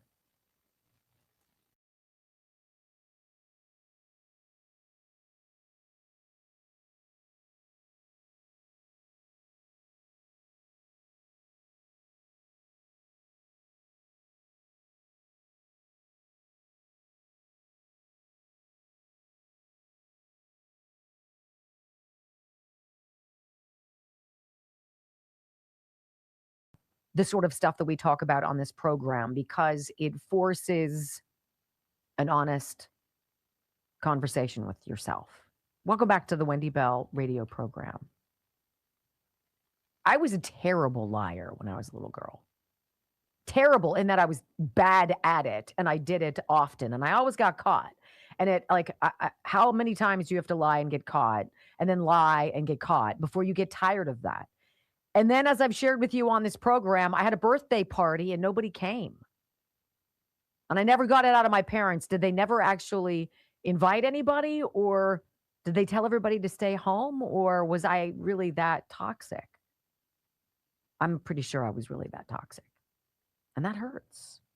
So I started living a life of honesty. And a lot of people don't like brutal honesty, particularly if that honesty calls into question a decision they made, especially when it has to do with health. I don't think a lot of people want to talk about the COVID vaccine and the problems people have had, the people who've died suddenly. Because if they can compartmentalize that somewhere and build a brick wall around it, then it doesn't invade their thoughts every day and make them wonder, what's going on inside of my body? Am I at risk or was I one of the lucky ones? You should never feel that way because of science, right? So the Surgeon General in Florida, Joseph Ladapo, and he was very big with Ron DeSantis during COVID, staying open, not crushing schools with mandates. There weren't emergency things. They monitor things responsibly, but Florida stayed open and Florida thrived, right? Florida is moving forward with abolishing school vaccine mandates for 4 vaccines: chickenpox, Hep B, pneumococcal disease, and something called Hib. Now, Hib it can cause severe invasive infections in young children, including meningitis, bloodstream infection, pneumonia, and epiglottitis. All right. Joseph Ladapo, Surgeon General, Florida, was like, look, let's just get rid of these. You shouldn't have these. Shouldn't be forced upon you to go to school. Let's stop it. And he said this. He said, every last one is wrong. All of these mandates and drips with disdain and slavery, he said. Who am I or anyone else to tell you what you should put into your body? Who am I to tell you what your child should put into their body? I don't have that right. Your body is a gift from God. What you put into your body is because of your relationship with your body and God. He said that. Parents can still vaccinate, but they don't have to. Now, am I for this idea of no more vaccinations at all? I'm not there, but I understand people whose reaction to the action of mandates is the equal and opposite reaction, a la Newton, right? And so the idea is, well, you forced us to do this and you ruined that. Therefore, none. And I don't really think that's the answer either. Florida moving forward with plan to end requirement for 4 school entry vaccines. Well, what do you think? Florida is, after a year of anticipation, moving forward with a plan to remove 4 required school entry vaccines. The Department of Health filed its proposed rule change Monday, so this is fresh, hours old, as part of Surgeon General Joseph Ladapo's plan to remove all Florida vaccine mandates. All mandates. Under the proposal, Florida children would no longer have to have those 4 shots that I just said. Parents could still choose to immunize. And pediatricians groups recommend the vaccines. Of course, they do because there's incentive. But it's beyond that. See, this is the problem when you have a system that gets molested by bad actors. You shake confidence that needs to exist at a very basic foundational level so that we can all live together safely and securely. We can't have polio coming back. We can't have, rampant infections of this and that. But this is the result of the proverbial gun to your head. And I'm going to say it again. I've said it before, and I mean it. Thank God for COVID. Thank goodness that we were able to experience together day after day after day what we didn't want to live like. See, they want to send you back to that. That's why I say I'm MAGA, because when you say you're Make America Great Again, in no terms will we ever go back. Ever. We'll fight for that. When we come back on the Wendy Bell radio program, it's the moment when your shiny metal object gets closer scrutiny and it isn't terribly bright. Abdul El Sayed, running for Michigan Senate. On with Jesse Waters. Basic questions, not complicated, folks. Oh boy, buckle up. Next on the Wendy Bell Radio Network. I don't know. I don't know how I feel about none. But I do believe that it is your choice. And your decisions have consequences. There was an article that was cited in that, what I was just reading to you, where there was a family, a Mennonite family in Texas, and their 6-year-old daughter contracted measles because they obviously don't vaccinate. They had 5 kids, and she died. She had problems breathing. They took her to the hospital, intubated her, all that. Probably gave her remdesivir. And and she died. And when asked, the parents asked, would you do it differently? They said no. No. They believe that whatever her time was, that she has purpose in heaven and that God needed her more than they did. And whatever helps you cope with losing someone so young that you love as a child, whatever works for you is your story. But I understand what they're saying. I get it. I don't know whom to believe, and that pisses me off. It's not fair. Why can't we go back to the ones that you and I had? Where it was, what, 8? I don't even remember. I remember having to line up at school and get one in the arm. And then we got something under our tongue that we had to do. Not a shot, but like a pill or something. And it was like, yeah. Ghost bed. Ghost bed. I know. For Brock to make that like groaning sound, like, boy, does that sound fabulous.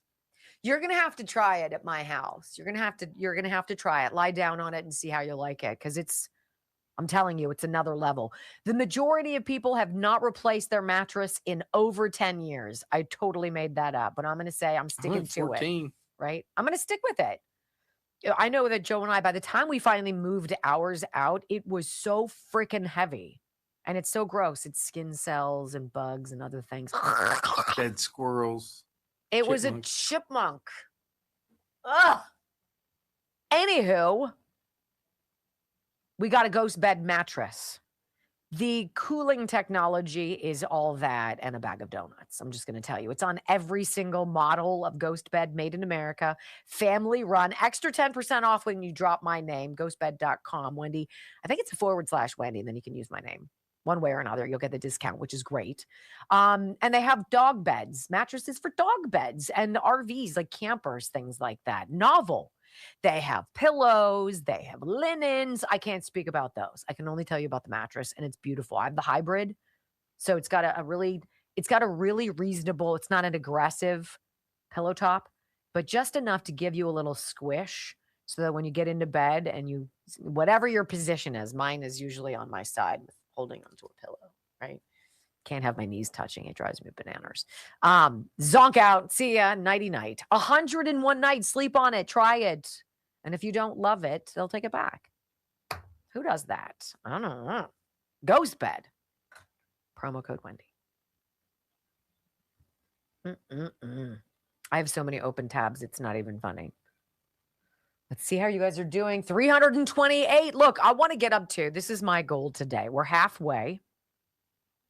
So I'd like to get up to 600 on X today. I think that's a good goal. We'll start there and build. So if you haven't yet on X shared it, share the link, share the show. I so appreciate you doing that because you guys are the bread and butter that make it show up on X. If it wasn't for you, I'm not posting it. Or am I? Am I? What? Do I post it on X? Do we post it on X on my Twitter? I do. Okay. The show? Yeah. Yeah. Good. Paying attention, right? I'm so hungry today. Oh, that reminds me. Oh, I swear to God, quit hitting the desk. why? Because it shakes everything. So what? And deal with it. Literally, all my stuff is running out. Whoops. I've got one more GLP-1 gold. So I take it. I have a little bit of a hunger gurgle going on right now, and I feel it. And I'm like, I could eat something.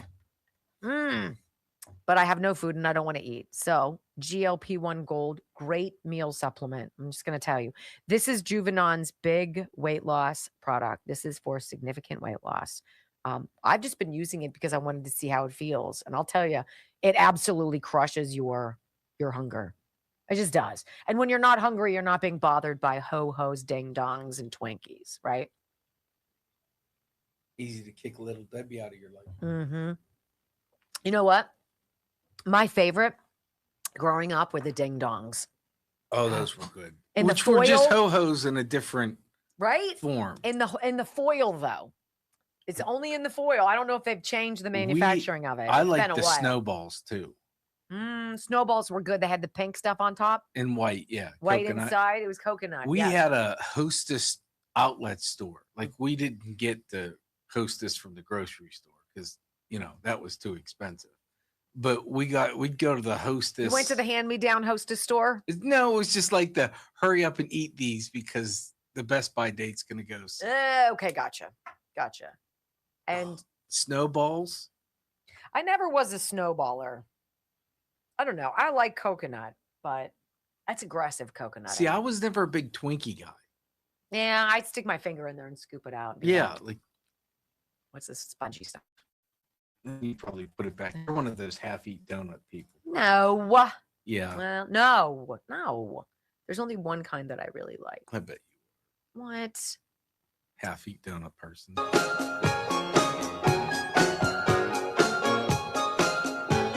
Welcome back to the Wendy Bell radio program, my friends. It is that moment. You know, you get a little bit of Barack Obama vibes out of this Abdul El Sayed. Somebody who's totally not qualified in any possible way to be in political office, specifically not a senator or a president, who manages to check enough boxes and create the fantasy that maybe this guy's good. What did Joe Biden call Barack Obama? He was a clean and articulate, right? Yeah, that's a real insult, by the way, to the Black community, I'm going to say. When people talk about athletes who can speak well after a touchdown or what, wow, he's so articulate. You never say that about a white person, right? Seriously, think about it. It's true. Barack Obama was created during a time that they needed something, right? We could all get behind Barack Obama. First president who's Black. Oh my gosh. It's so exciting. I hear he's married to a man. No, that's a joke. Stop it. People are terrible. El Sayed, Abdul El Sayed. Good looking guy, built guy, socialist, communist guy, terrible idea guy, freaky, scary guy. Jesse Waters has him on last night. He's going up against, who's he going up against in Michigan? That'd be Mike Rogers. Thank you, Mike Rogers. That's right. And so Jesse Waters last night on Fox has him on, and he's like, look, let's just have some conversation about basic stuff, right? Abdul El Sayed does not have the ability to lock in an answer on anything. He has to waffle, either because what he's saying is a lie or he has actually no thoughts of his own. And this is curious. Here he is, Jesse Waters, asking Abdul El Sayed about taxing the rich. I mean, it's all great until you run out of people's money, right? How much money do the rich really need anyway is the perfect communist, socialist, Marxist comment. Listen. You want to soak the rich. Let's listen to what you said about the taxes. Run it. I also think we got to start taxing wealth for people who have over $100 million. I mean, at that point, like, what even are you going to do with more money? What are you going to do with more money? I mean, whatever I want. I mean, Jesse, I don't know how much you make. Look, not a billion. I think I'd rather have. Well, yeah, look, so that's exactly it, right? The question ultimately is, do you want to drive on good roads, or would you rather have a billionaire make a second billion? That's what Mike Rogers wants. That's what Donald Trump wants. Apparently, that's what you want. I think the people in Michigan want something different. They want good roads and good schools. So you're saying Beyonce, who just became a billionaire, she has to break you off something every year? She has to pay the politicians? It's not me. It's the American public. You're Beyonce, the one that wants the money. Happy to be able to contribute back to the public schools that she went to. I think she'd be happy to invest in good roads in her community. I think she'd be happy to pay a little bit more so that everybody had a little bit more. You're reaching a little deep into the pockets, to be defending billionaires from your channel, Jesse. That's a crazy thing. I thought you were for. I'm just saying. Look, at the end of the day, I thought you were for the everyday man. Like, if you're for billionaires more than you're for every other person, well, you and I are just going to disagree. No, I just think I have the right to the fruits of my own labor. That's America. It's not communist what you're talking about. Exactly right. Now, Jesse does a nice job of not taking the bait, because when you don't have ideas, you have to swing below the belt and hope you land one in the nether region. How about on gender reassignment surgery for children? You love that idea because Abdul El Sayed believes in this either or philosophy. You're either going to have paved roads and good schools, or you're going to have people who are very wealthy. Seems kind of interesting how that argument goes. So let's find out what he thinks about, I don't know, mutilating children's bodies. Just try this one on. Sex changes for minors. Do you support that? Look, you know, I remember having great conversations with my conservative friends about right-to-try legislation. The idea that the government shouldn't tell you what kind of health care you should have. I just think the government shouldn't tell you what kind of health care you should have. And if you're a minor, it's between you want to your try doctor on and your kids? parent. Now, if you disagree with that, if you disagree that healthcare decisions need to be made by a doctor and their parents and a patient, then we think we agree to disagree. But you want to put government inside. So Abdul, you're a doctor, right? Selectively. I am. So you think it's okay for a parent to slash his kid's ding-a-ling off? You think that's okay? I mean, do you really want to have this conversation? Are you circumcised? Yeah, but I mean, that's a Jesse, personal question. Okay, doctor. So you probably should want to move on. You probably should want to move on. Is circumcision's different than castration? I think it's a problem. It's a problem that you think that you get to decide what happens between a parent, a doctor, and a patient. And I'm just saying that, yes, circumcision is surgery on a kid's ding-a-ling. So if you really want to bring that up, you can. I just think you guys are really selective about how you want to talk about these things. Abdul, Michigan's not going for that. That is sick stuff. 100% right. Now, it's interesting when you hear Abdul El-Sayed become very defensive because Jesse Waters says, you're a doctor. And he's like, yeah, and I know you're gonna go after my school. And he was like, no. As a doctor, whatever kind you are, if you really are, and you're really not, but I guess you are, I don't know. You're cool with body mutilation of children? You think that's right to try? Well, honey, let's try this on. Let's see what happens when we cut that off and we'll stitch on some other things and we'll see how it makes you feel.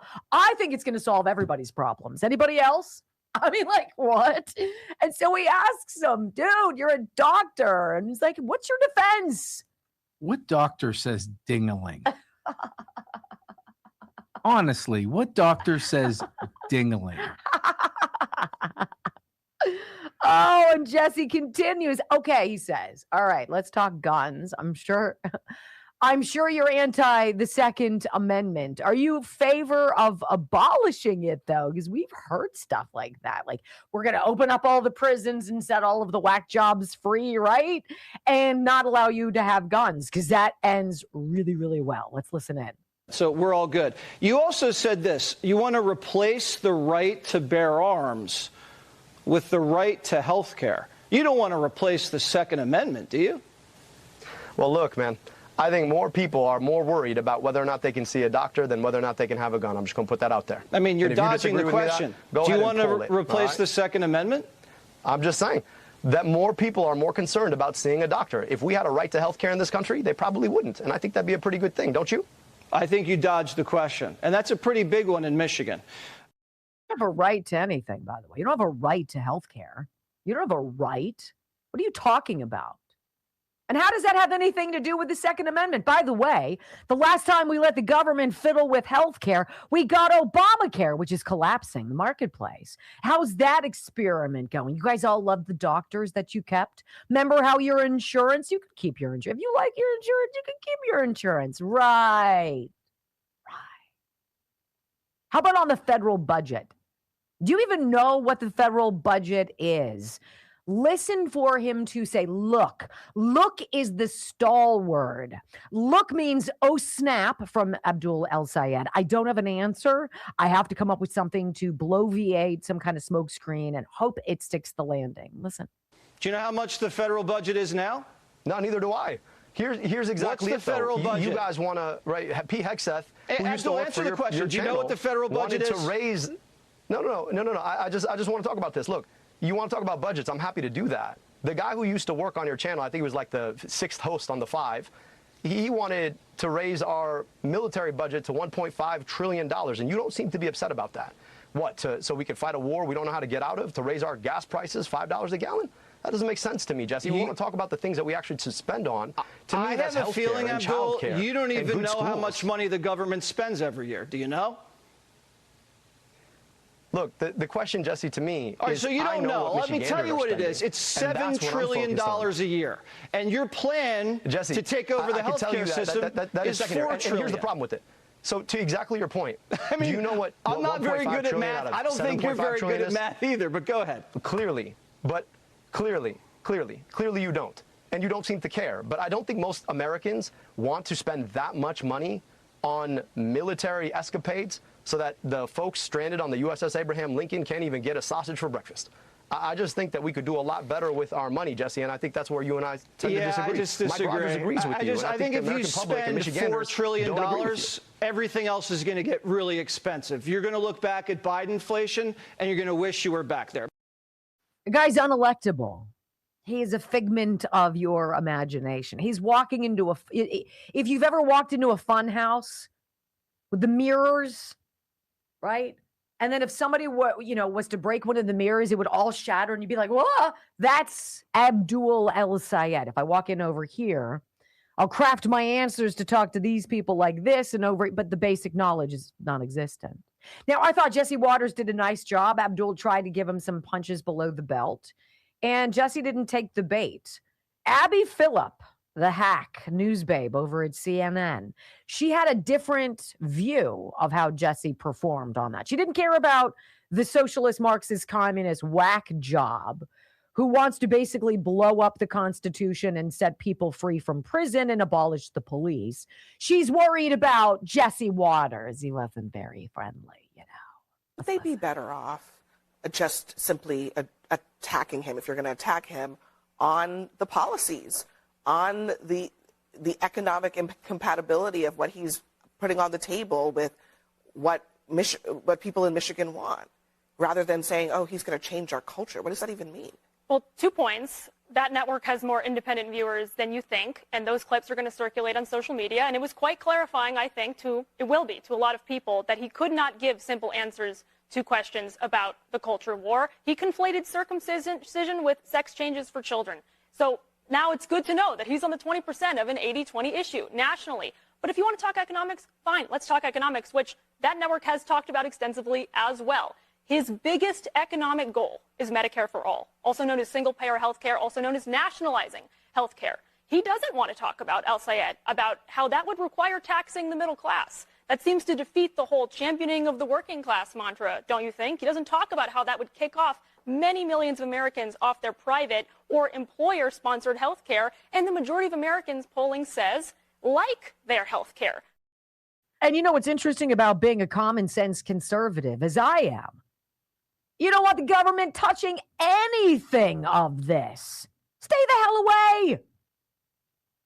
Just look at the Postal Service, ladies and gentlemen. That is how the federal government runs a business. Why we can't hire Jeff Bezos to do what's right and fix that system, I'm still baffled by. But El Sayed wants insurance or coverage for all. Good luck with that. Now, before we wrap up this particular segment, it's always nice that the voice of, or the face of Satan, scary, Hillary Clinton said some very interesting stuff about the Democrats' lunge to the left with radical people like Abdul El Sayed. Oh, listen. The Democratic Party right now is, I think, going through a kind of experiment. Like, who can actually respond, particularly to young people's very real concerns about where they are at this point in their lives and what kind of future do they have for themselves. And I think that's healthy. It's so healthy. It's totally healthy, you guys. That we should abolish the Constitution, get rid of the presidency, get rid of Congress, destroy all of the privileges and rights and freedoms that we have, and just have one big giant mosh pit. Oh, and welcome all sorts of people from other countries who don't belong here in just to celebrate. That sounds super. Like, what could go wrong? I don't know. When we come back on the Wendy Bell radio program, actions, as we've said, have consequences. And I'm sorry, being young or black is not an excuse for what you do. Next on the Wendy Bell radio program. Right? I think you did a great job. If young people think healthcare is unaffordable now, how does getting the people who made healthcare unaffordable the whole thing? It's going to make it so much better. It's the old fool me once, shame on you, fool me twice, shame on me.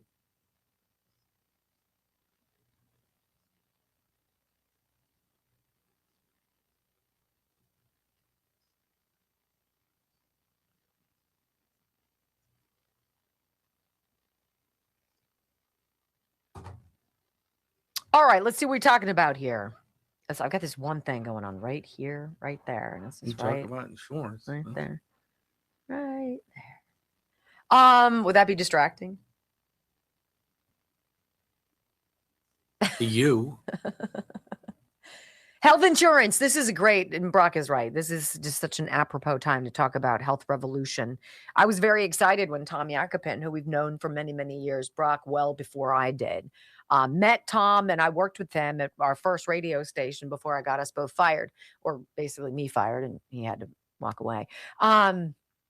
He has been lovely. He's a straight shooter. He cares about what he does. He cares about helping people. And he cares deeply about making sure people don't get fleeced when it comes to medical coverage. And if you don't have insurance, or if yours is way too expensive, and you can't see the doctors you wish, and the copays have gotten to be too much, and you're just not satisfied, because that's the story with health insurance. info.healthrevolution.net. Please write it down, put it in your toolbar, bookmark it on your computer, and save this number, 800-868-6187. 800-868-6187. info.healthrevolution.net. This is, you create your health insurance policy. You don't get squeezed into a silo or have to buy a bunch of jazz you don't want or need. You decide. That is what's so cool here. So the younger you are, the less coverage you might need. This is perfect for people like my oldest son, who got kicked off of our insurance because he aged out. Where do young 26 or 30-year-olds go for insurance if you don't have it offered at your job? Health Revolution. And that's what Michael did. Save 30 to 60% on your premium. No copays. You see whatever doctor you want. That's part of the deal up front. Be under age 64, or under, you have to be 64 or under. You have to be moderately healthy. That's obviously going to help you. Maybe you're on COBRA. Maybe you're self-employed. Maybe you work for tips in kind of a gig economy, so you don't get coverage. This is for you to investigate. I'm just telling you, I trust Tom. And I know for a fact he wouldn't put out something if it wasn't extraordinary. Just saying. I mean, I have my own kid do it, right? I'm not going to have you ask you to do it if I'm not going to do it. They're 67. Just ordered a ghost bed right now. I need to know how it is. Can you please stay in touch with us? Yes. Let us know. It's very impressive how it comes. It's just very easy. It's probably two people. If you have anything more than a full, probably you need two people to bring it in the house. The packaging is awkward too, depending on where you're going to put it in your house. And just remove it's in a cylinder, and you just remove it from the box. Wendy and will come help you set it up. Peel open the plastic so it can fully expand. Don't let it expand and hit you, but it'll expand. Give it 24 to 48 hours. You're going to love Ghost Bed. And they're so easy to deal with. So easy to deal with. Like, answer the phone when I call. Thank you. How about that? I love it.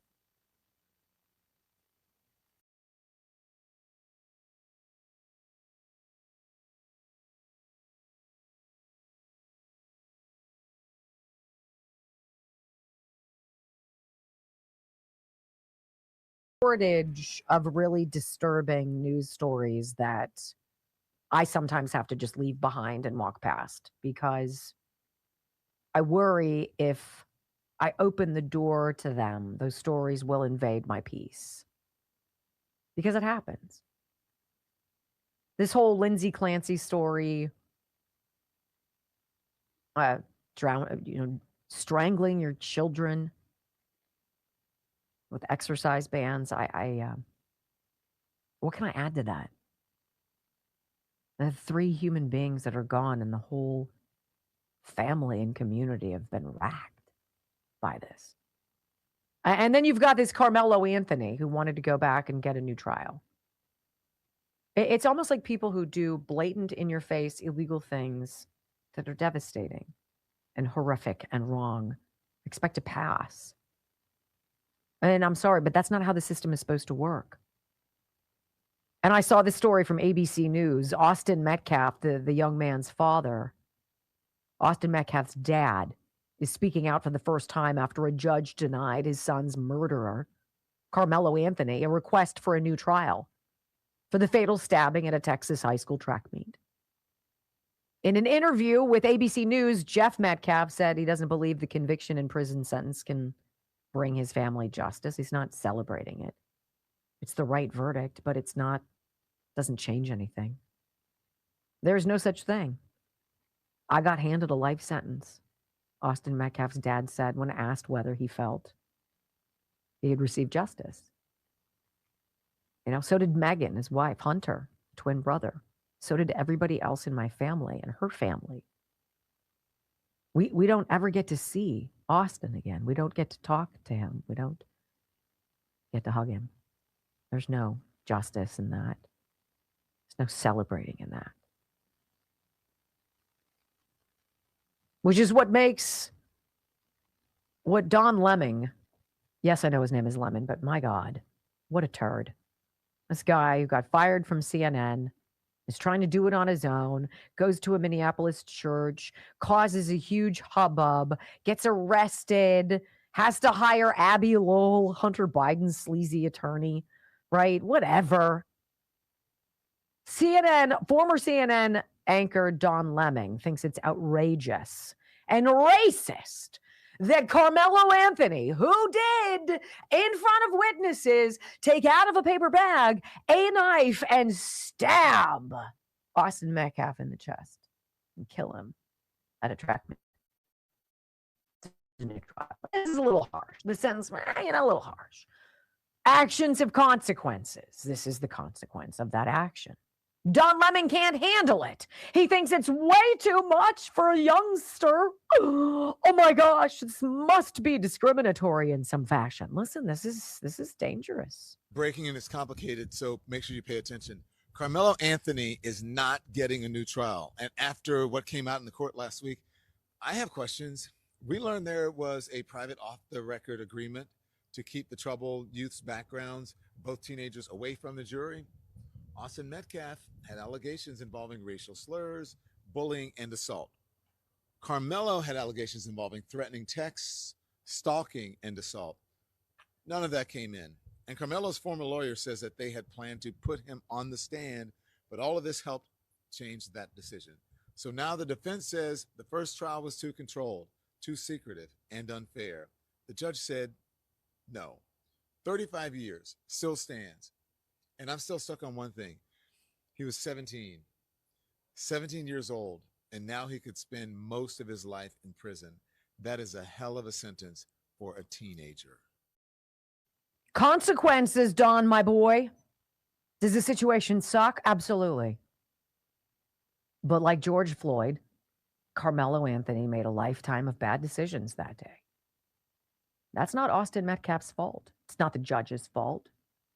And you presuming anything otherwise through the prism, no doubt, of race, because let's just be sure to say that in Don Lemon's world, there is only one set of eyes, and they see the world through the prism of race. What a burden. What a god-awful, cumbersome burden to drag with you, that everything that happens, if it's bad, is punitive and wrong, and that you're a victim of racism. No, you're a victim of your own self-determinism. As I said to my boys when they were very young, you decide. This is your life. It unfolds the way you want. When we come back, hour number 3 of the Wendy Bell radio program, Moderna couldn't prove its new mRNA flu shot was safe or effective, but the FDA approved it anyway. Let's dig into that. It gets a little bit more interesting next on the Wendy Bell Radio Network. It's just so offensive to me. Austin Metcalf and his lawyers thought he was going to get off. Not Austin Metcalf. Carmelo Anthony thought he was going to get off. They agreed to certain parameters in the trial. There wasn't some trickeration, right? They knew exactly how it was going to unfold. And by the way, Dawn, if they had let the psychological profiles and all this stuff come through, you'd definitely lost. I'm sorry, but somebody calling you a name no matter how offensive it is, doesn't warrant a stabbing in the heart. So, and that's one of the reasons why I thought Jake Lang was such a jerk. Stopped all communication with that cat. All. You don't go insert yourself into a situation of absolute horror. Who does that? Jake Lang. You go for one reason to do that. Who continues to bounce to other things to make himself relevant. He doesn't speak for me. It's disgusting, actually. All right. What do we want to do? I'm going to tell you guys about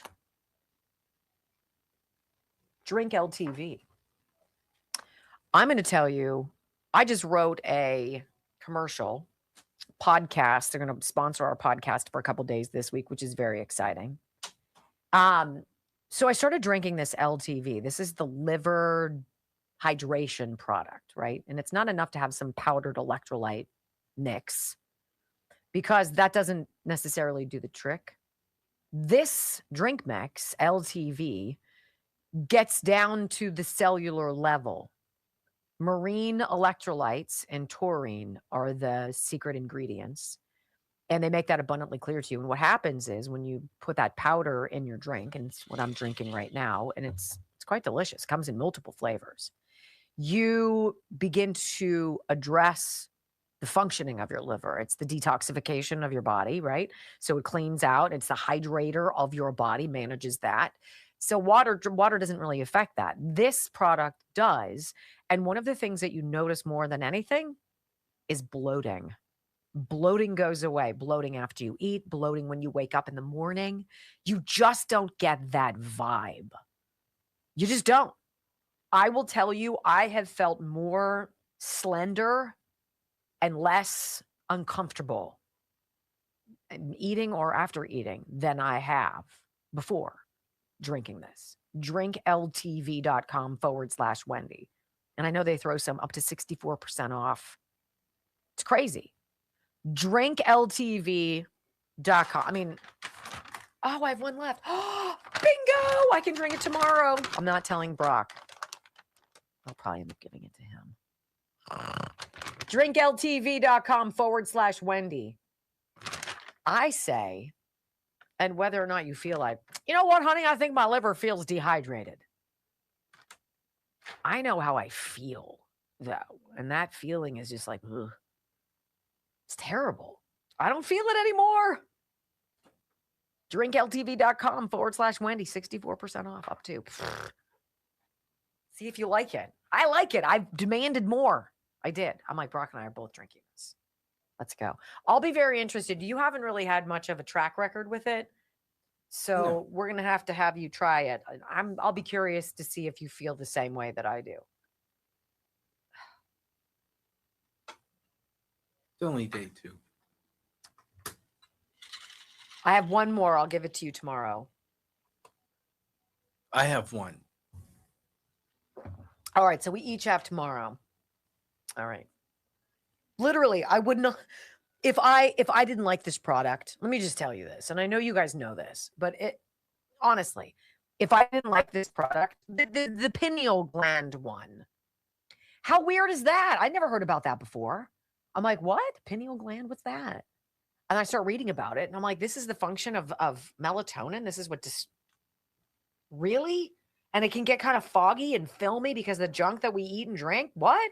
And I can drink this, and it can flush it off, and maybe I can sleep better, and I have more focus and all that. No brain fog. Done. I don't know. I don't have it. I'm not using it, but I'm totally intrigued by that. Majority of things we try. Yes. Before we even, a good month at least, we try before we say yay or nay. So, for instance, Rumble wants us to have a knife, a specific kind of knife. I find tangible goods, spices, Sniper, organic fertilizer, lotion, all these things that you can touch, that you can use, that you can try, do great on this program. Services like debt relief or, credit card help, or we're going to have a symposium on blah, blah, blah, blah. And it's like, man. But when he said knife, I'm like, you sent us knives and let us cook with these knives. And if I like them, we'll think about it. He needs to get in the habit of sending 2 of everything. Yes, I think that's, you know what? That's a great point, because I don't think most radio shows have partners who both communicate and try everything. Yeah. So, which is a great benefit, I think, to me, because I can be like, hey, I loved this. What did you think? Like Blood Flow 7. Let's do that real fast, Brock. Did I give you your new one yet? No. All right. This is yours. Let me make sure. Yeah, this is yours. Blood Flow 7. I will not go another day without Blood Flow 7 in my life, period. I'm on a subscription plan to cover him and me. Could I get it for free? Yeah, but if I don't get it, then I panic because I love it. Literally. I like it because it keeps me from napping. It's crazy. Energy, stamina, strength, grit, all of that stuff. I'm assuming it's probably good for my back too. Probably. Blood Flow 7. Blood flow. It's nitric oxide. It's a molecule, opens up your blood vessels so more blood flows through. More blood flows through, you feel freaking fantastic, right? Bloodflow7.com/Wendy. 30% off. It's not even $1 a day. That's the great stuff. And I think it's going to change your life. I really do. I like it. 100%. Dig in them. 5, 4, 3, 2, 1. Wendy Bell, America's anchor mom, fighting for America 1 hour at a time. Welcome to the family. She once hosted a 3-hour show in just 15 minutes. She once intimidated the Electoral College to audit itself. Her monologues are so sharp, they're considered a concealed carry weapon. Fact-checker sites routinely issue her a retraction a week in advance. Even her commercial breaks trend on social media. Her freedom of speech has diplomatic immunity. She doesn't just drain the swamp has to ask for cab fare. Wendy Bell is the most interesting conservative woman on radio. Keep rumbling, my friends. 3 hours of bold truth and excellence. You've just signed up for the WBR Army. Strap in. This is the Wendy Bell radio program.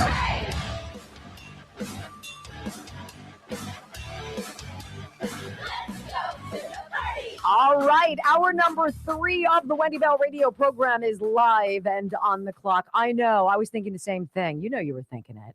You're like, golly, this show is so fast. I know. I wish we could be with you all day. So Brock and I were talking about this story this morning, and it's interesting. He has a little bit of a different perspective than I, but I like his perspective because it could very well be correct. So it's so to the face with the frying pan, right? The Acme frying pan company, boing, hitting us in the face with so many obvious examples of hypocrisy and ridiculosity, right? So we're going to come off of a once-in-a-lifetime global pandemic, which hook, line, and sinker is all dark, is dirty, there's all sorts of lies, all sorts of corruption, deception, all of it. And people died. Millions of people died. And they wanted to push this mRNA gene scrambler on us. That's going to be the fix. Get it. Stops with you. Oh, wah.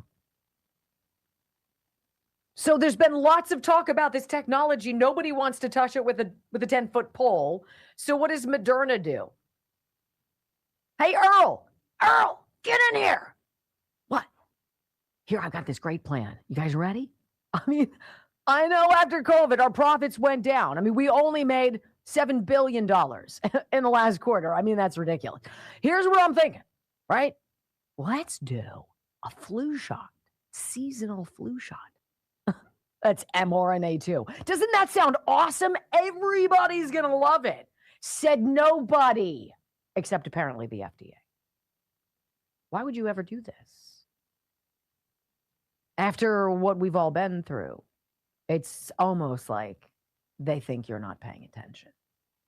So Robert Malone, Dr. Malone, writes an article that I'm going to read to you in just a second. But Nick Holscher, the epidemiologist from McCullough's Foundation, he says, I can now confirm that HHS, Health and Human Services, has received our study and is taking it seriously. The FDA has made a fatal error by approving Moderna's mRNA flu shot.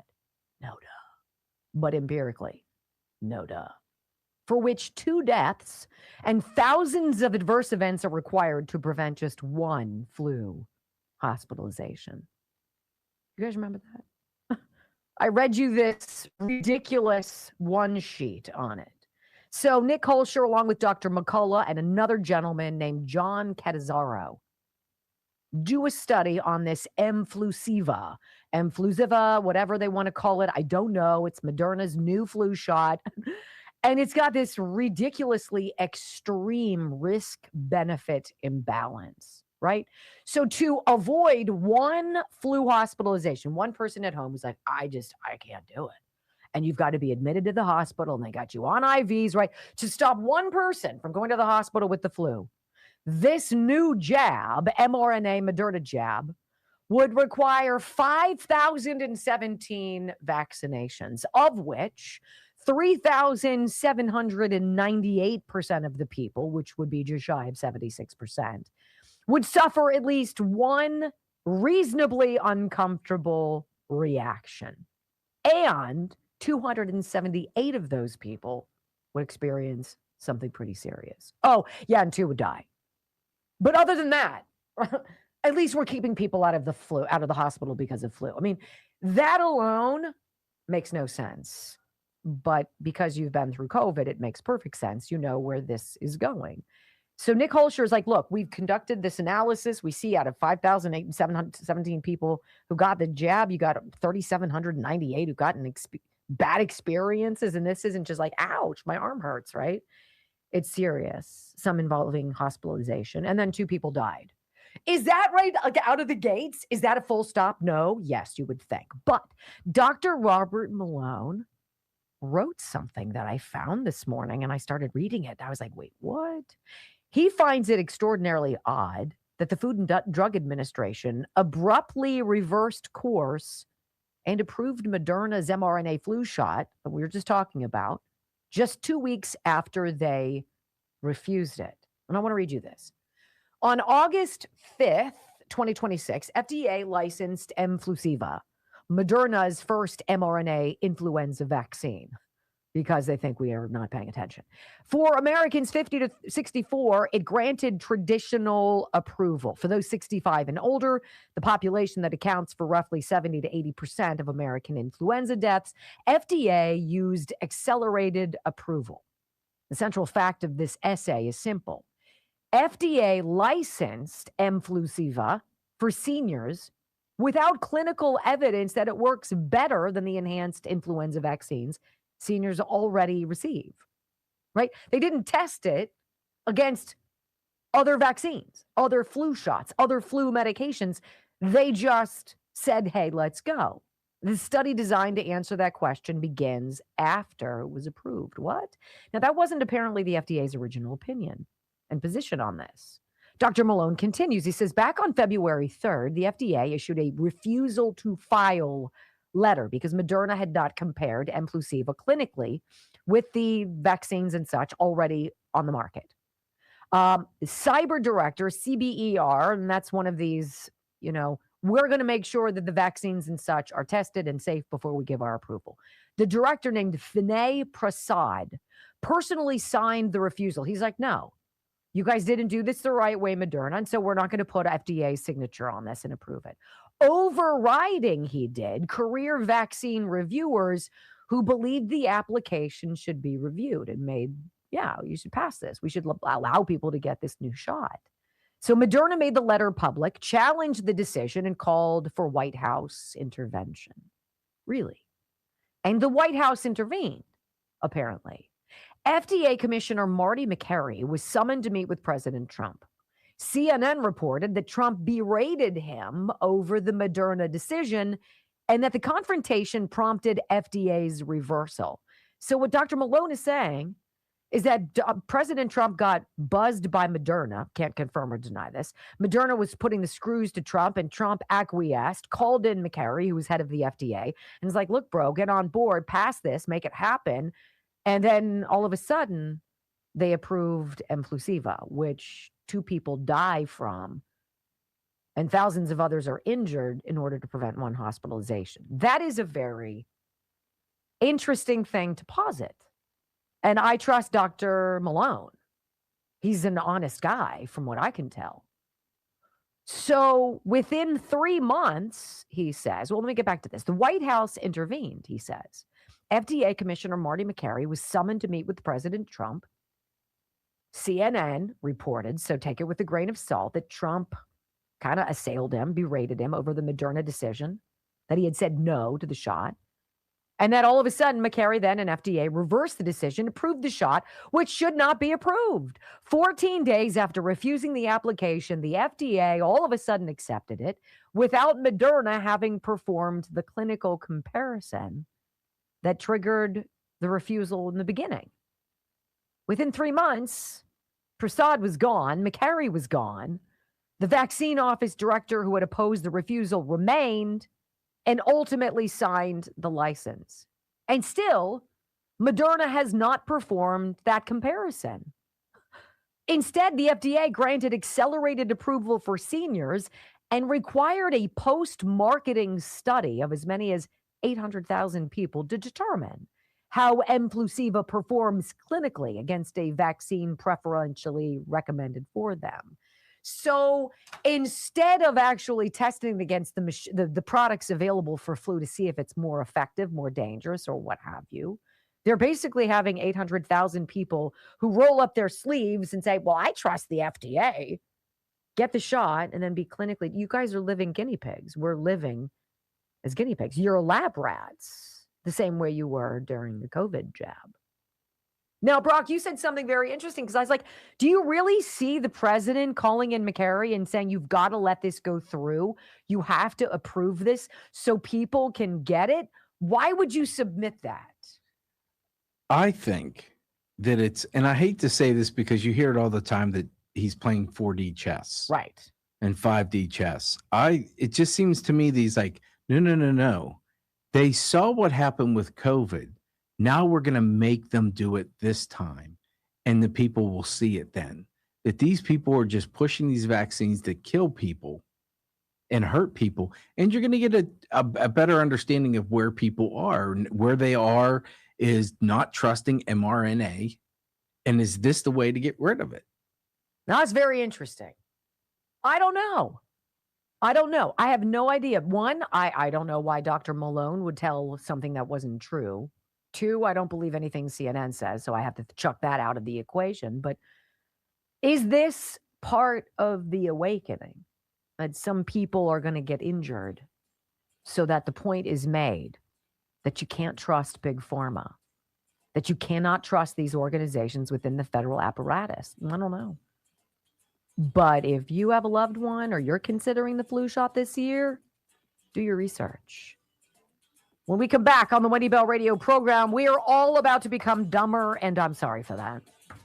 It takes a 6-foot tall, 10-inch guy, 6-foot, 10-inch hairy dude to stand up and make a stink at a WNBA game to teach everybody the definition of the word woman. I mean, like, what? Next on the Wendy Bell Radio Network.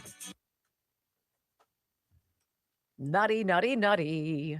100% nut. All right, MCT Wellness, Dr. Gundry, again, another offering in this weight loss world that isn't a heavy lift. Why are we needing to take drugs? You don't have to inject something into your body to lose weight. You can create a lifestyle change. You can drink Dr. Gundry's MCT Wellness, which he says helped him lose 70 pounds, and keep it off for 20 years.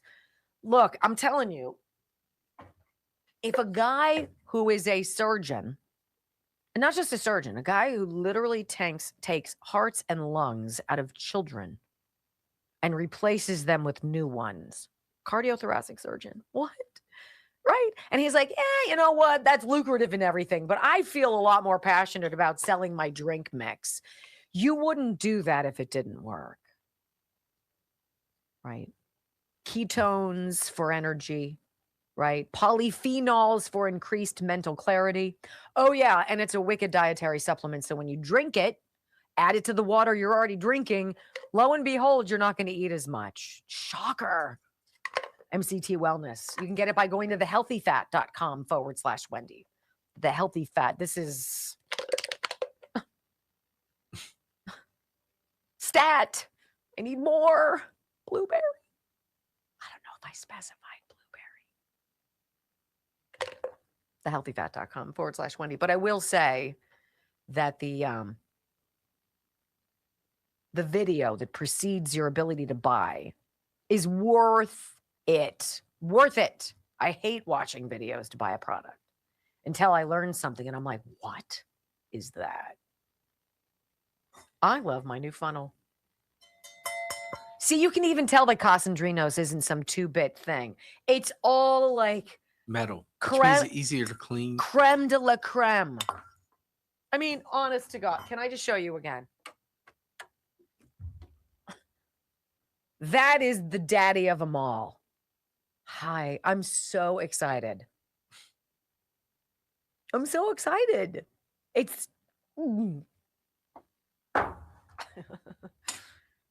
I'm going to leave it here for one more day, dang it. And then I'm taking it home and I'm using it. Okay.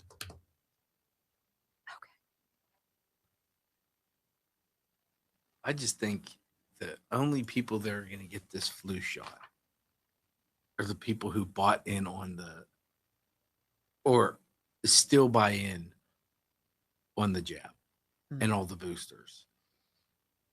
Because those are the people that need their eyes open. Well, it's either that or, and I don't mean to boil this down into the thinning of the herd, but I get it. There is a survival of the fittest. And if you're not getting the information, I find it very interesting. I don't know if Trump would allow people to get injured and killed to prove a point. I do also think that he's like, let the people have what they want to have. If they're dumb enough to take it,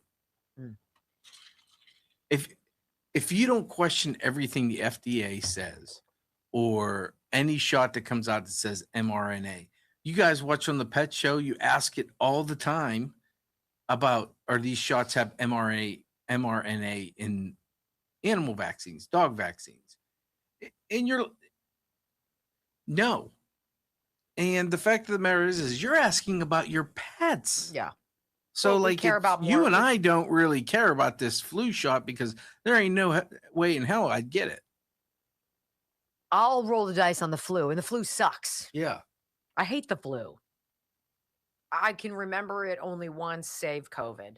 And I just remember being in the fetal position in a bath and Joe just ladling hot water on it.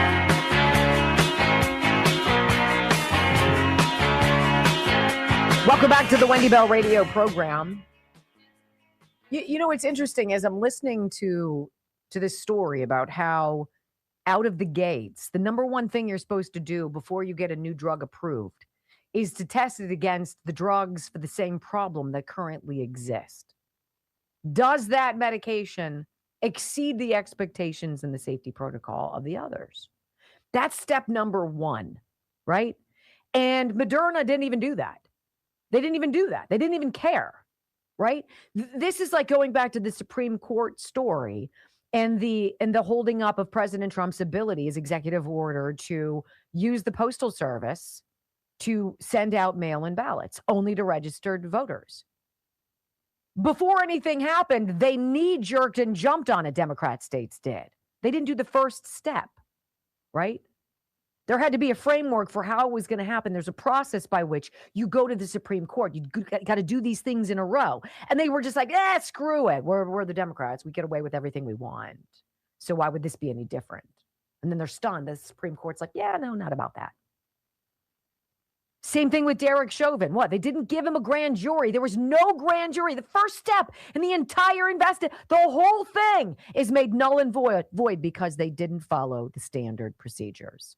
That's what the story is. Did you guys see what happened at a WNBA game where it takes a 6 foot, 10-inch hairy dude wearing a shirt that says the definition of a woman to get us talking about this stupid insanity in basketball and women and men pretending to be women? CBS News, with CBS this morning with the ridiculous take on this, right? I want you to hear it. Go ahead. Finally, the debate over transgender female athletes took center court last night at a WNBA game. Former NBA player Enes Kanter Freedom was ejected from the arena. So you can see Chicago Sky guard Natasha Cloud shouting at him as he made his way toward the court. It started after Freedom showed up at the game wearing a shirt that said woman, noun, adult, human, female. Freedom, who legally changed his last name back in 2021, stirred up controversy earlier this month after he declared for the WNBA draft an attempt to get the league to clarify its rules on transgender eligibility. The league has also found itself at the center of the debate after star player Sophie Cunningham said young girls should, quote, shouldn't have to go against biological men. So here's what the collective bargaining agreement reads for the WNBA. Quote, only players who are women are eligible to play in the WNBA. That is exactly the same language that the collective bargaining agreement has for the National Women's Soccer League and the Professional Women's Hockey League. It does not, however, define, to the satisfaction of those who are curious about this, like Enes Kanter, what a woman is. Exactly. You wouldn't think you'd even have to have a conversation. But we are in a place now where there is this It's dialogue about what is that definition and how does it apply to the league. And even Caitlin Clark said, look, the league governing body has to figure this out, has to decide those definitions, because you can't leave it up to the players. And I know his shirt was pointing to his statement that he wanted to make. And my concern with him is not about his right to free speech. Yeah. It's his inability to have restraint when he's in a professional setting. As a former athlete myself, and him as a former NBA player, how can you go there, sit that close to the court, and then get that involved with the player doing her job? So for me, and him being an athlete that's been on the other side of that had to deal with fans stopping and harassing him while he's playing. How come he didn't just sit there, make your point with your shirt, enjoy the game just like every other fan? I can appreciate the point he wanted to make, but the way he did it, I think, has a lot of people going, yes, I'm not so sure. Sometimes the noise and the energy you create will overshadow the point you're trying to make. Exactly right. Sometimes the noise and the energy you create is to slap people in the forehead with a freaking frying pan. Wake up, you blithering idiots on CBS News. Well, I don't know how we're going to define what a woman is. You know what they needed to do when some boy wanted to be a girl? When Will Thomas got in the pool at Penn, somebody with a bigger pair of huevos than I have should have gone up to him and been like, dude, get the hell out of the pool. You're an embarrassment to men. You are invading women's spaces. You're, in fact, off of every team, and pack your bags because the University of Pennsylvania doesn't want you. You're the 435th fastest swimmer in the men's division, but in the chicks, you're 1. Really? I wonder why you're doing this. Where are all the parents? Where are all the people who should have been paying attention? Where's the outcry? People stood around. They're like, well, I don't know. I don't want to say anything. I don't want to get canceled. Hey, if you have a penis, get the hell out of the pool with my girls. Bye-bye. How's that? Does that work for you? If you're going to rappel down the face of the presidents on Mount Rushmore, and there's an officer of someone with an ability to stop you, and it ends up taking you out, I don't care. You made a bad freaking decision. And actions have consequences. Unless you're on the left and you live in crazy town. Don't you love how they're chewing themselves over? When we come back on the Wendy Bell radio program, my friends. Oh my gosh, what time is it already? Well, we've got lots more. See ya. I'll get it for you next. Don't go anywhere. I didn't have my pages in the right spot. Sorry. I mean, literally, he has to stay. And you said that basically he was attacked with the babes. Well, what CBS left out. Please. And this was his. Now, there's two sides to every story. That he got up because that Sophie Cunningham made a 3-pointer, and he stood up and was like, Yes, yeah. yay for women. And the cloud woman came over and started mouthing at him. This is a player, so The player that was between, Mhm. she started saying stuff to him. Mhm. Well, what do you expect him to do? Not respond? What's a woman, biatch? And she was, and just look at the interaction. She was beside herself. And he's like, Hey, it says woman. a chick is a chick. It's a noun. It's a female A adult chick doesn't have a human. banana or an apple. A female adult human. Is that gonna trigger you? It triggered her. It's like FJB. And then remember? she came out with a tweet afterwards saying, we love trans people. When are these women going to realize? Just shut up. One, You're an ass how are you going to clown. feel when you're not good enough to play anymore and your livelihood's But taken? these dudes are, so. Let me tell you guys about Texas Bullion Exchange. WendyLovesGold.com. If you open up a gold-backed IRA, now, arguably, it's not a big deal. This is only worth like $55. But still, right? It's my signature on my... Even with your picture and signature on it? I don't know what it's worth. There's only 25 of them. $1 million. I don't know how many are left, but if you open up a gold-backed IRA with Texas Bullion Exchange by going to WendyLovesGold.com, this is what you get. You get that, and you could, by the way, also qualify for 6% in free silver. These are pretty important times. And diversifying out of the stock market and getting your money in other places, it's really so important. Plus, precious metal is great to be able to pass down to other generations. Imagine having a gold coin or a collection of coins and being able to give those to your grandchildren, right? Here you go, of a tangible, valuable asset whose value has not gone down. In fact, it's gone up 7,000% since 1971. I'm all in. I have been all in. I've told you about it. I've bought for them multiple times. 855-927-5557. 855-927-5557. WendyLovesGold.com. They're super great.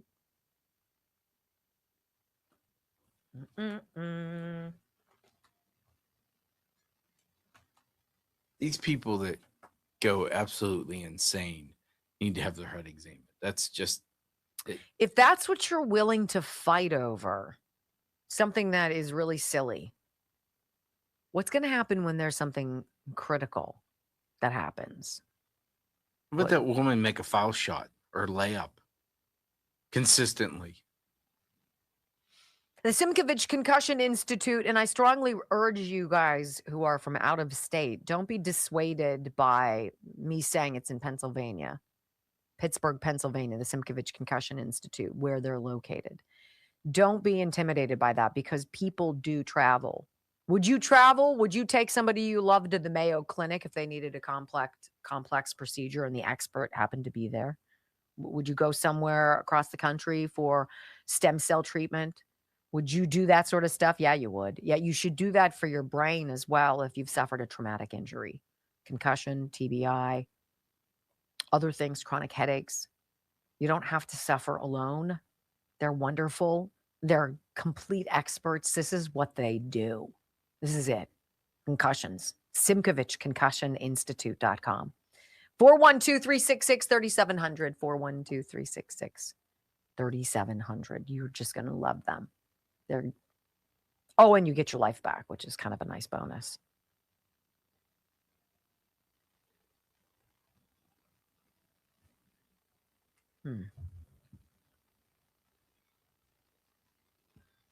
I will say, he made the WNBA relevant. Yes, he did. That's what it takes, right? That's what it seems like it takes. I wonder how many people might actually tune in if the WNBA took a stance of no trannies. I know that's a slur, but it might go, okay, now they're sensible. I don't think anytime you get a bunch of chicks together, you're going to get a sensible anything. Mm. Sorry, but that's just the facts.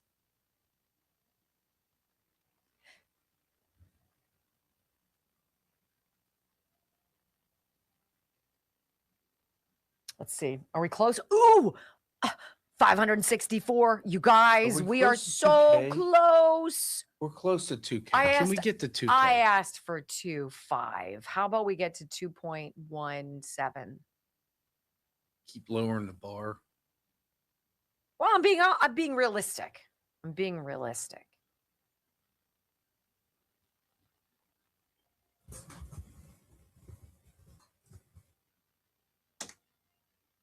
Oh, Darius is already ready.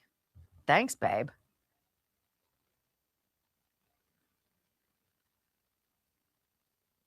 I'm surprised the hair is still down.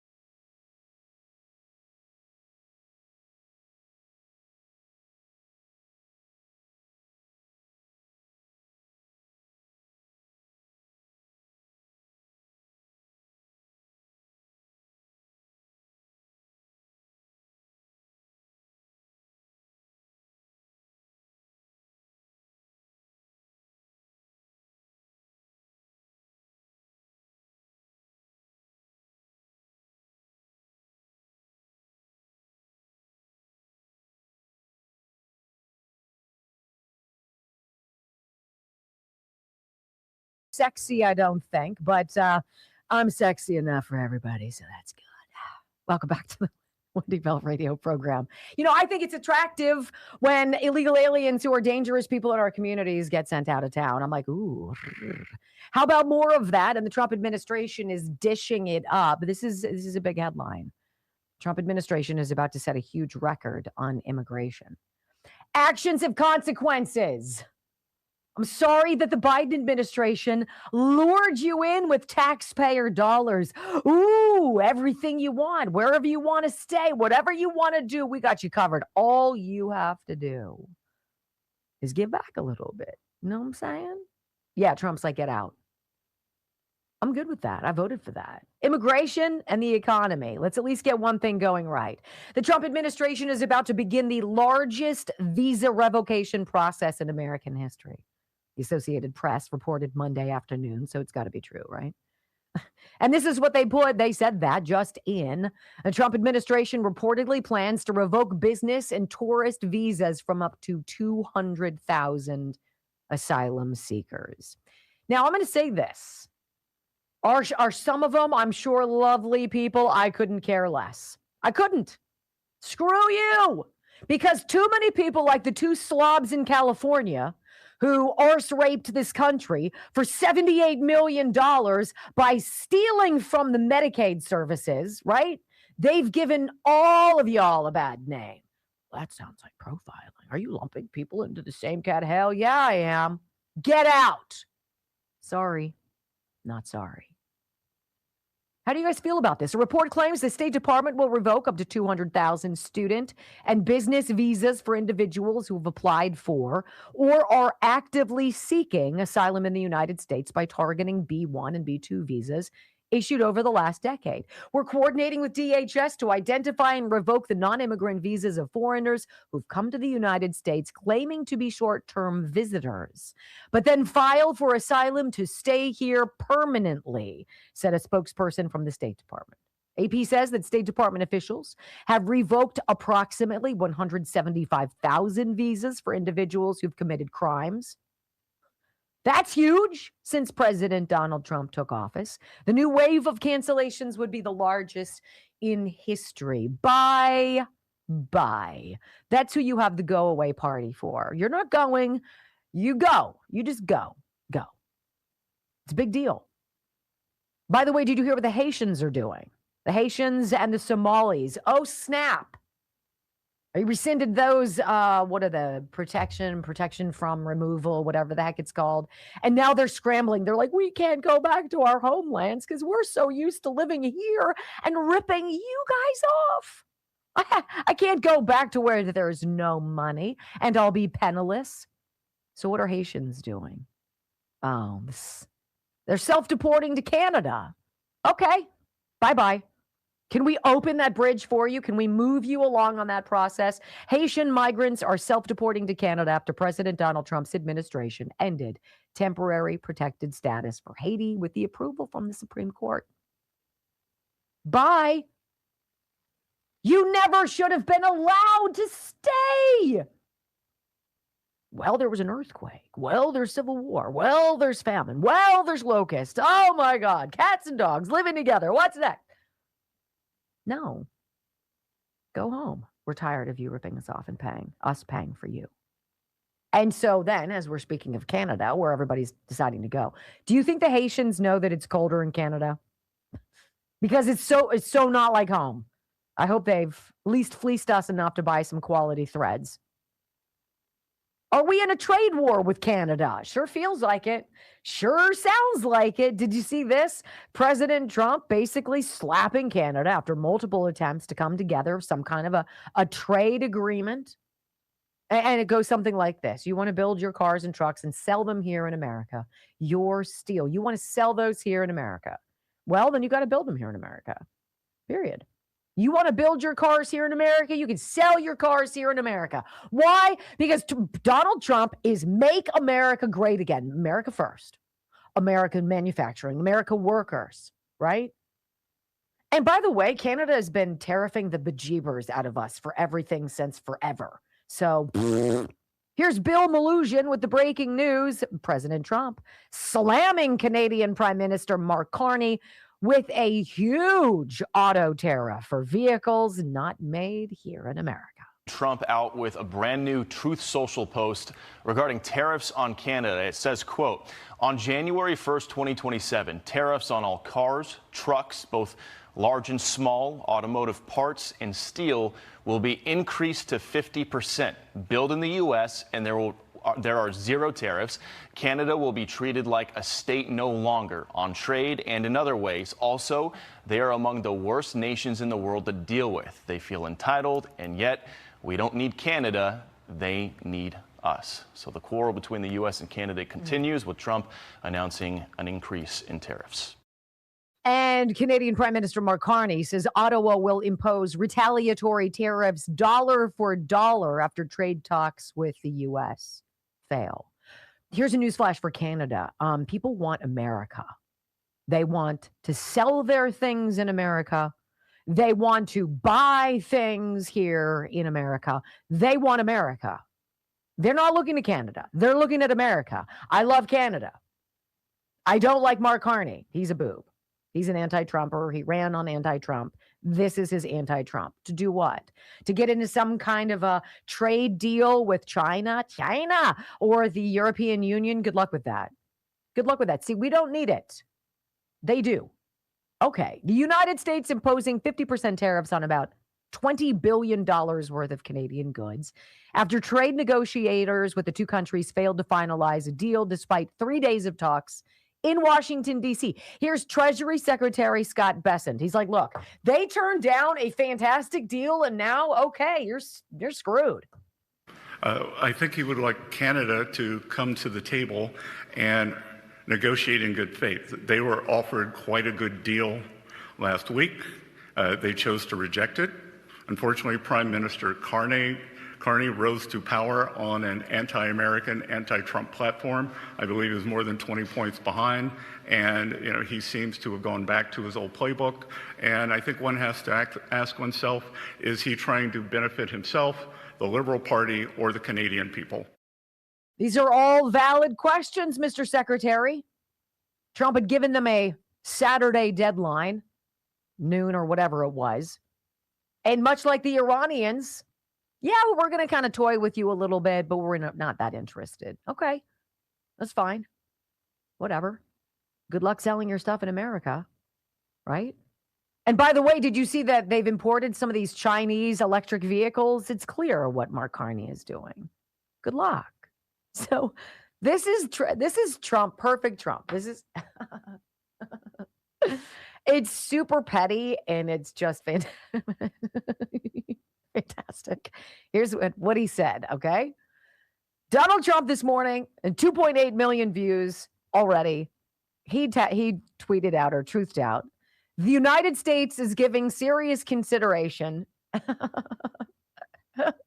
to changing the name of Lake Ontario to Lake America. And now we don't expect to be doing much business with Ontario any longer. Thank you for your attention to this matter. That's just, hey, FAFO. It's cool. That's good. We're okay. See, because when we're America first and when you're building stuff in America, you don't need other people's crap. You don't need Temu or whatever the hell. You don't need the garbage that comes from China that sucks and is toxic anyway. You can build it here. You can build it with American workers, right? I don't understand why the young people in this country haven't taken Mike Rowe up on his foundation's offer. They will help you find jobs in the auto manufacturing industry. 6-figure salary jobs, life-changing jobs, where you then branch off and you don't work for somebody else. You start it yourself. You do you. Nobody tells you how you create and are in control of your destiny. Imagine that. You know, to America's young people who are worried about ever affording a house, you know, Donald Trump did not do that to you. Barack Obama did. The deep state did.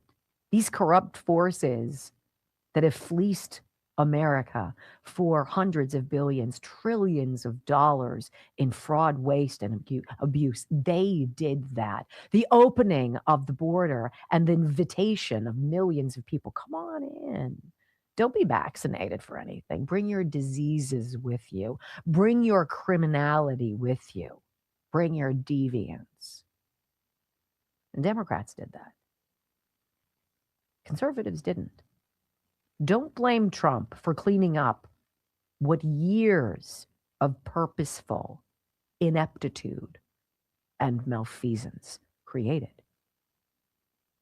If they're deporting 200,000 people here, 150,000 there, 1.5 million over there, what do you think that does to the housing supply? Makes it a little bit more available for you. And when the supply goes up, what happens to the prices? You know the story. Don't fall for the fake news headlines that this economy is Trump's fault. Yes, we'll fix what's going on in Iran. It'll happen one way or another. And yes, gas prices are too high and so stuff at the grocery store.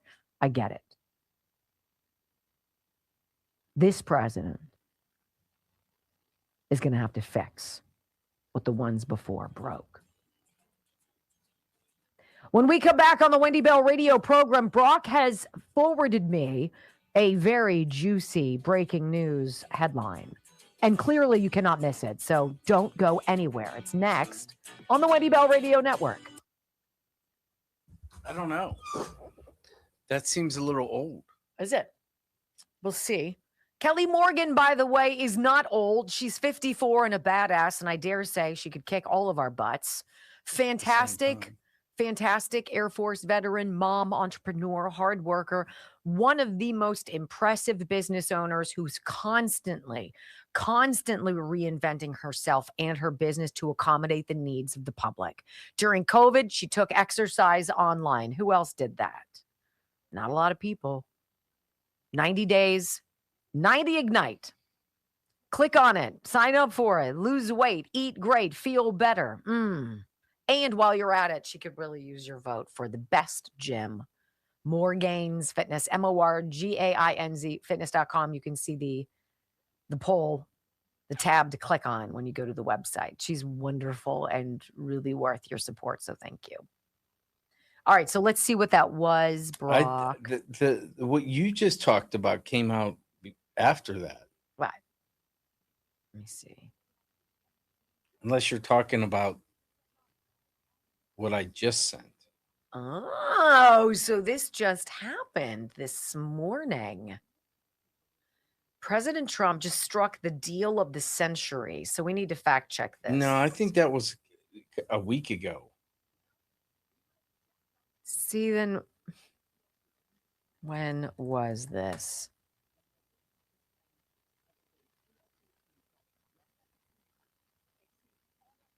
I think what you said is the updated. No, this is. See, then you can't send me that because then I can't. It looks like it's. No, I just sent it because you were talking about it, and then I was. Yeah, I don't know what to believe. They've made.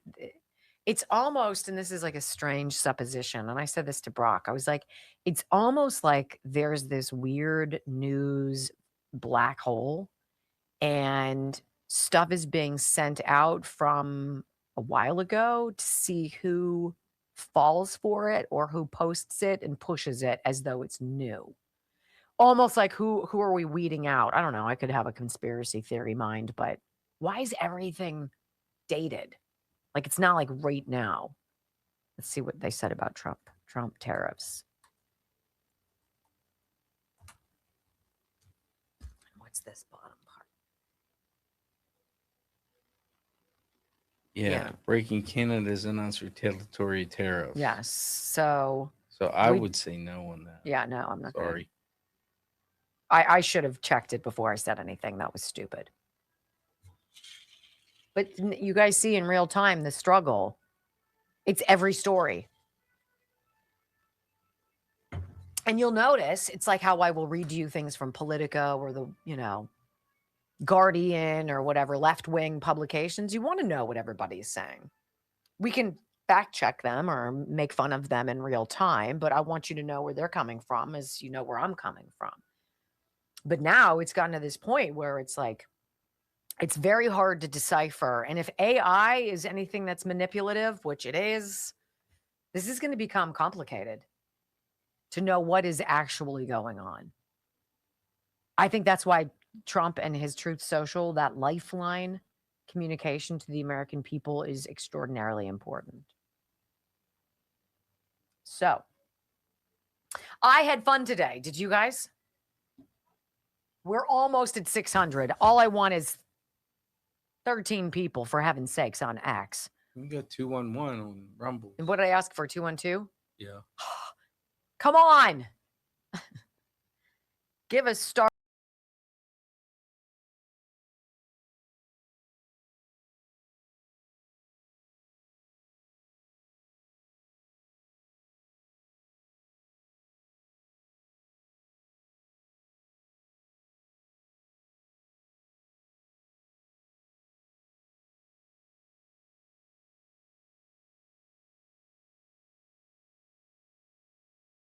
Sidebar. Welcome back to the Wendy Bell radio program. We just got caught in our own thing that we were talking about, where headlines pop up and it sounds fabulous. And you're like, wow, you're used to things being new on social media, the newest thing coming up so that it's a constant refreshed thing. But that's not what's going on. We just got kind of faked out by an older news story that would have set up this President Trump and Mark Carney trade war between America and Canada. But if I looked at it more closely, and literally you have to dig into stuff to see what's true and what's not. If AI is going to make this even harder for us to understand what's believable and what's farcical, we're walking into some tough territory here, folks. I wanted to tell you this, though. DOJ unveils migrant child smuggling scheme and charges 3 Guatemalan nationals. I want to tell you about this story because it's important. And it's from what? June? June. I didn't know about this story. Did you? The Justice Department announcing the indictment of 3 illegal immigrants from Guatemala. Great. Accused of smuggling more than a dozen unaccompanied children into the United States under the previous administration. Quote, more than 475,000 unaccompanied children entered the United States during the Biden administration. Attorney General Todd Blanche said during a news conference, the way this happened was typically because the criminals calling themselves sponsors trafficked these children to the border, usually committing fraud to do so, and oftentimes the children were abused, assaulted, and certainly exploited. Blanche said that in some cases, a person would sponsor multiple children, require them to lie to the government, and claim they were close relatives. Remember when we saw men carrying young children who looked asleep but were actually drugged across the border as though they were their own, but they were with other dudes, which really isn't the family unit we're looking for at the border? Like you couldn't see that.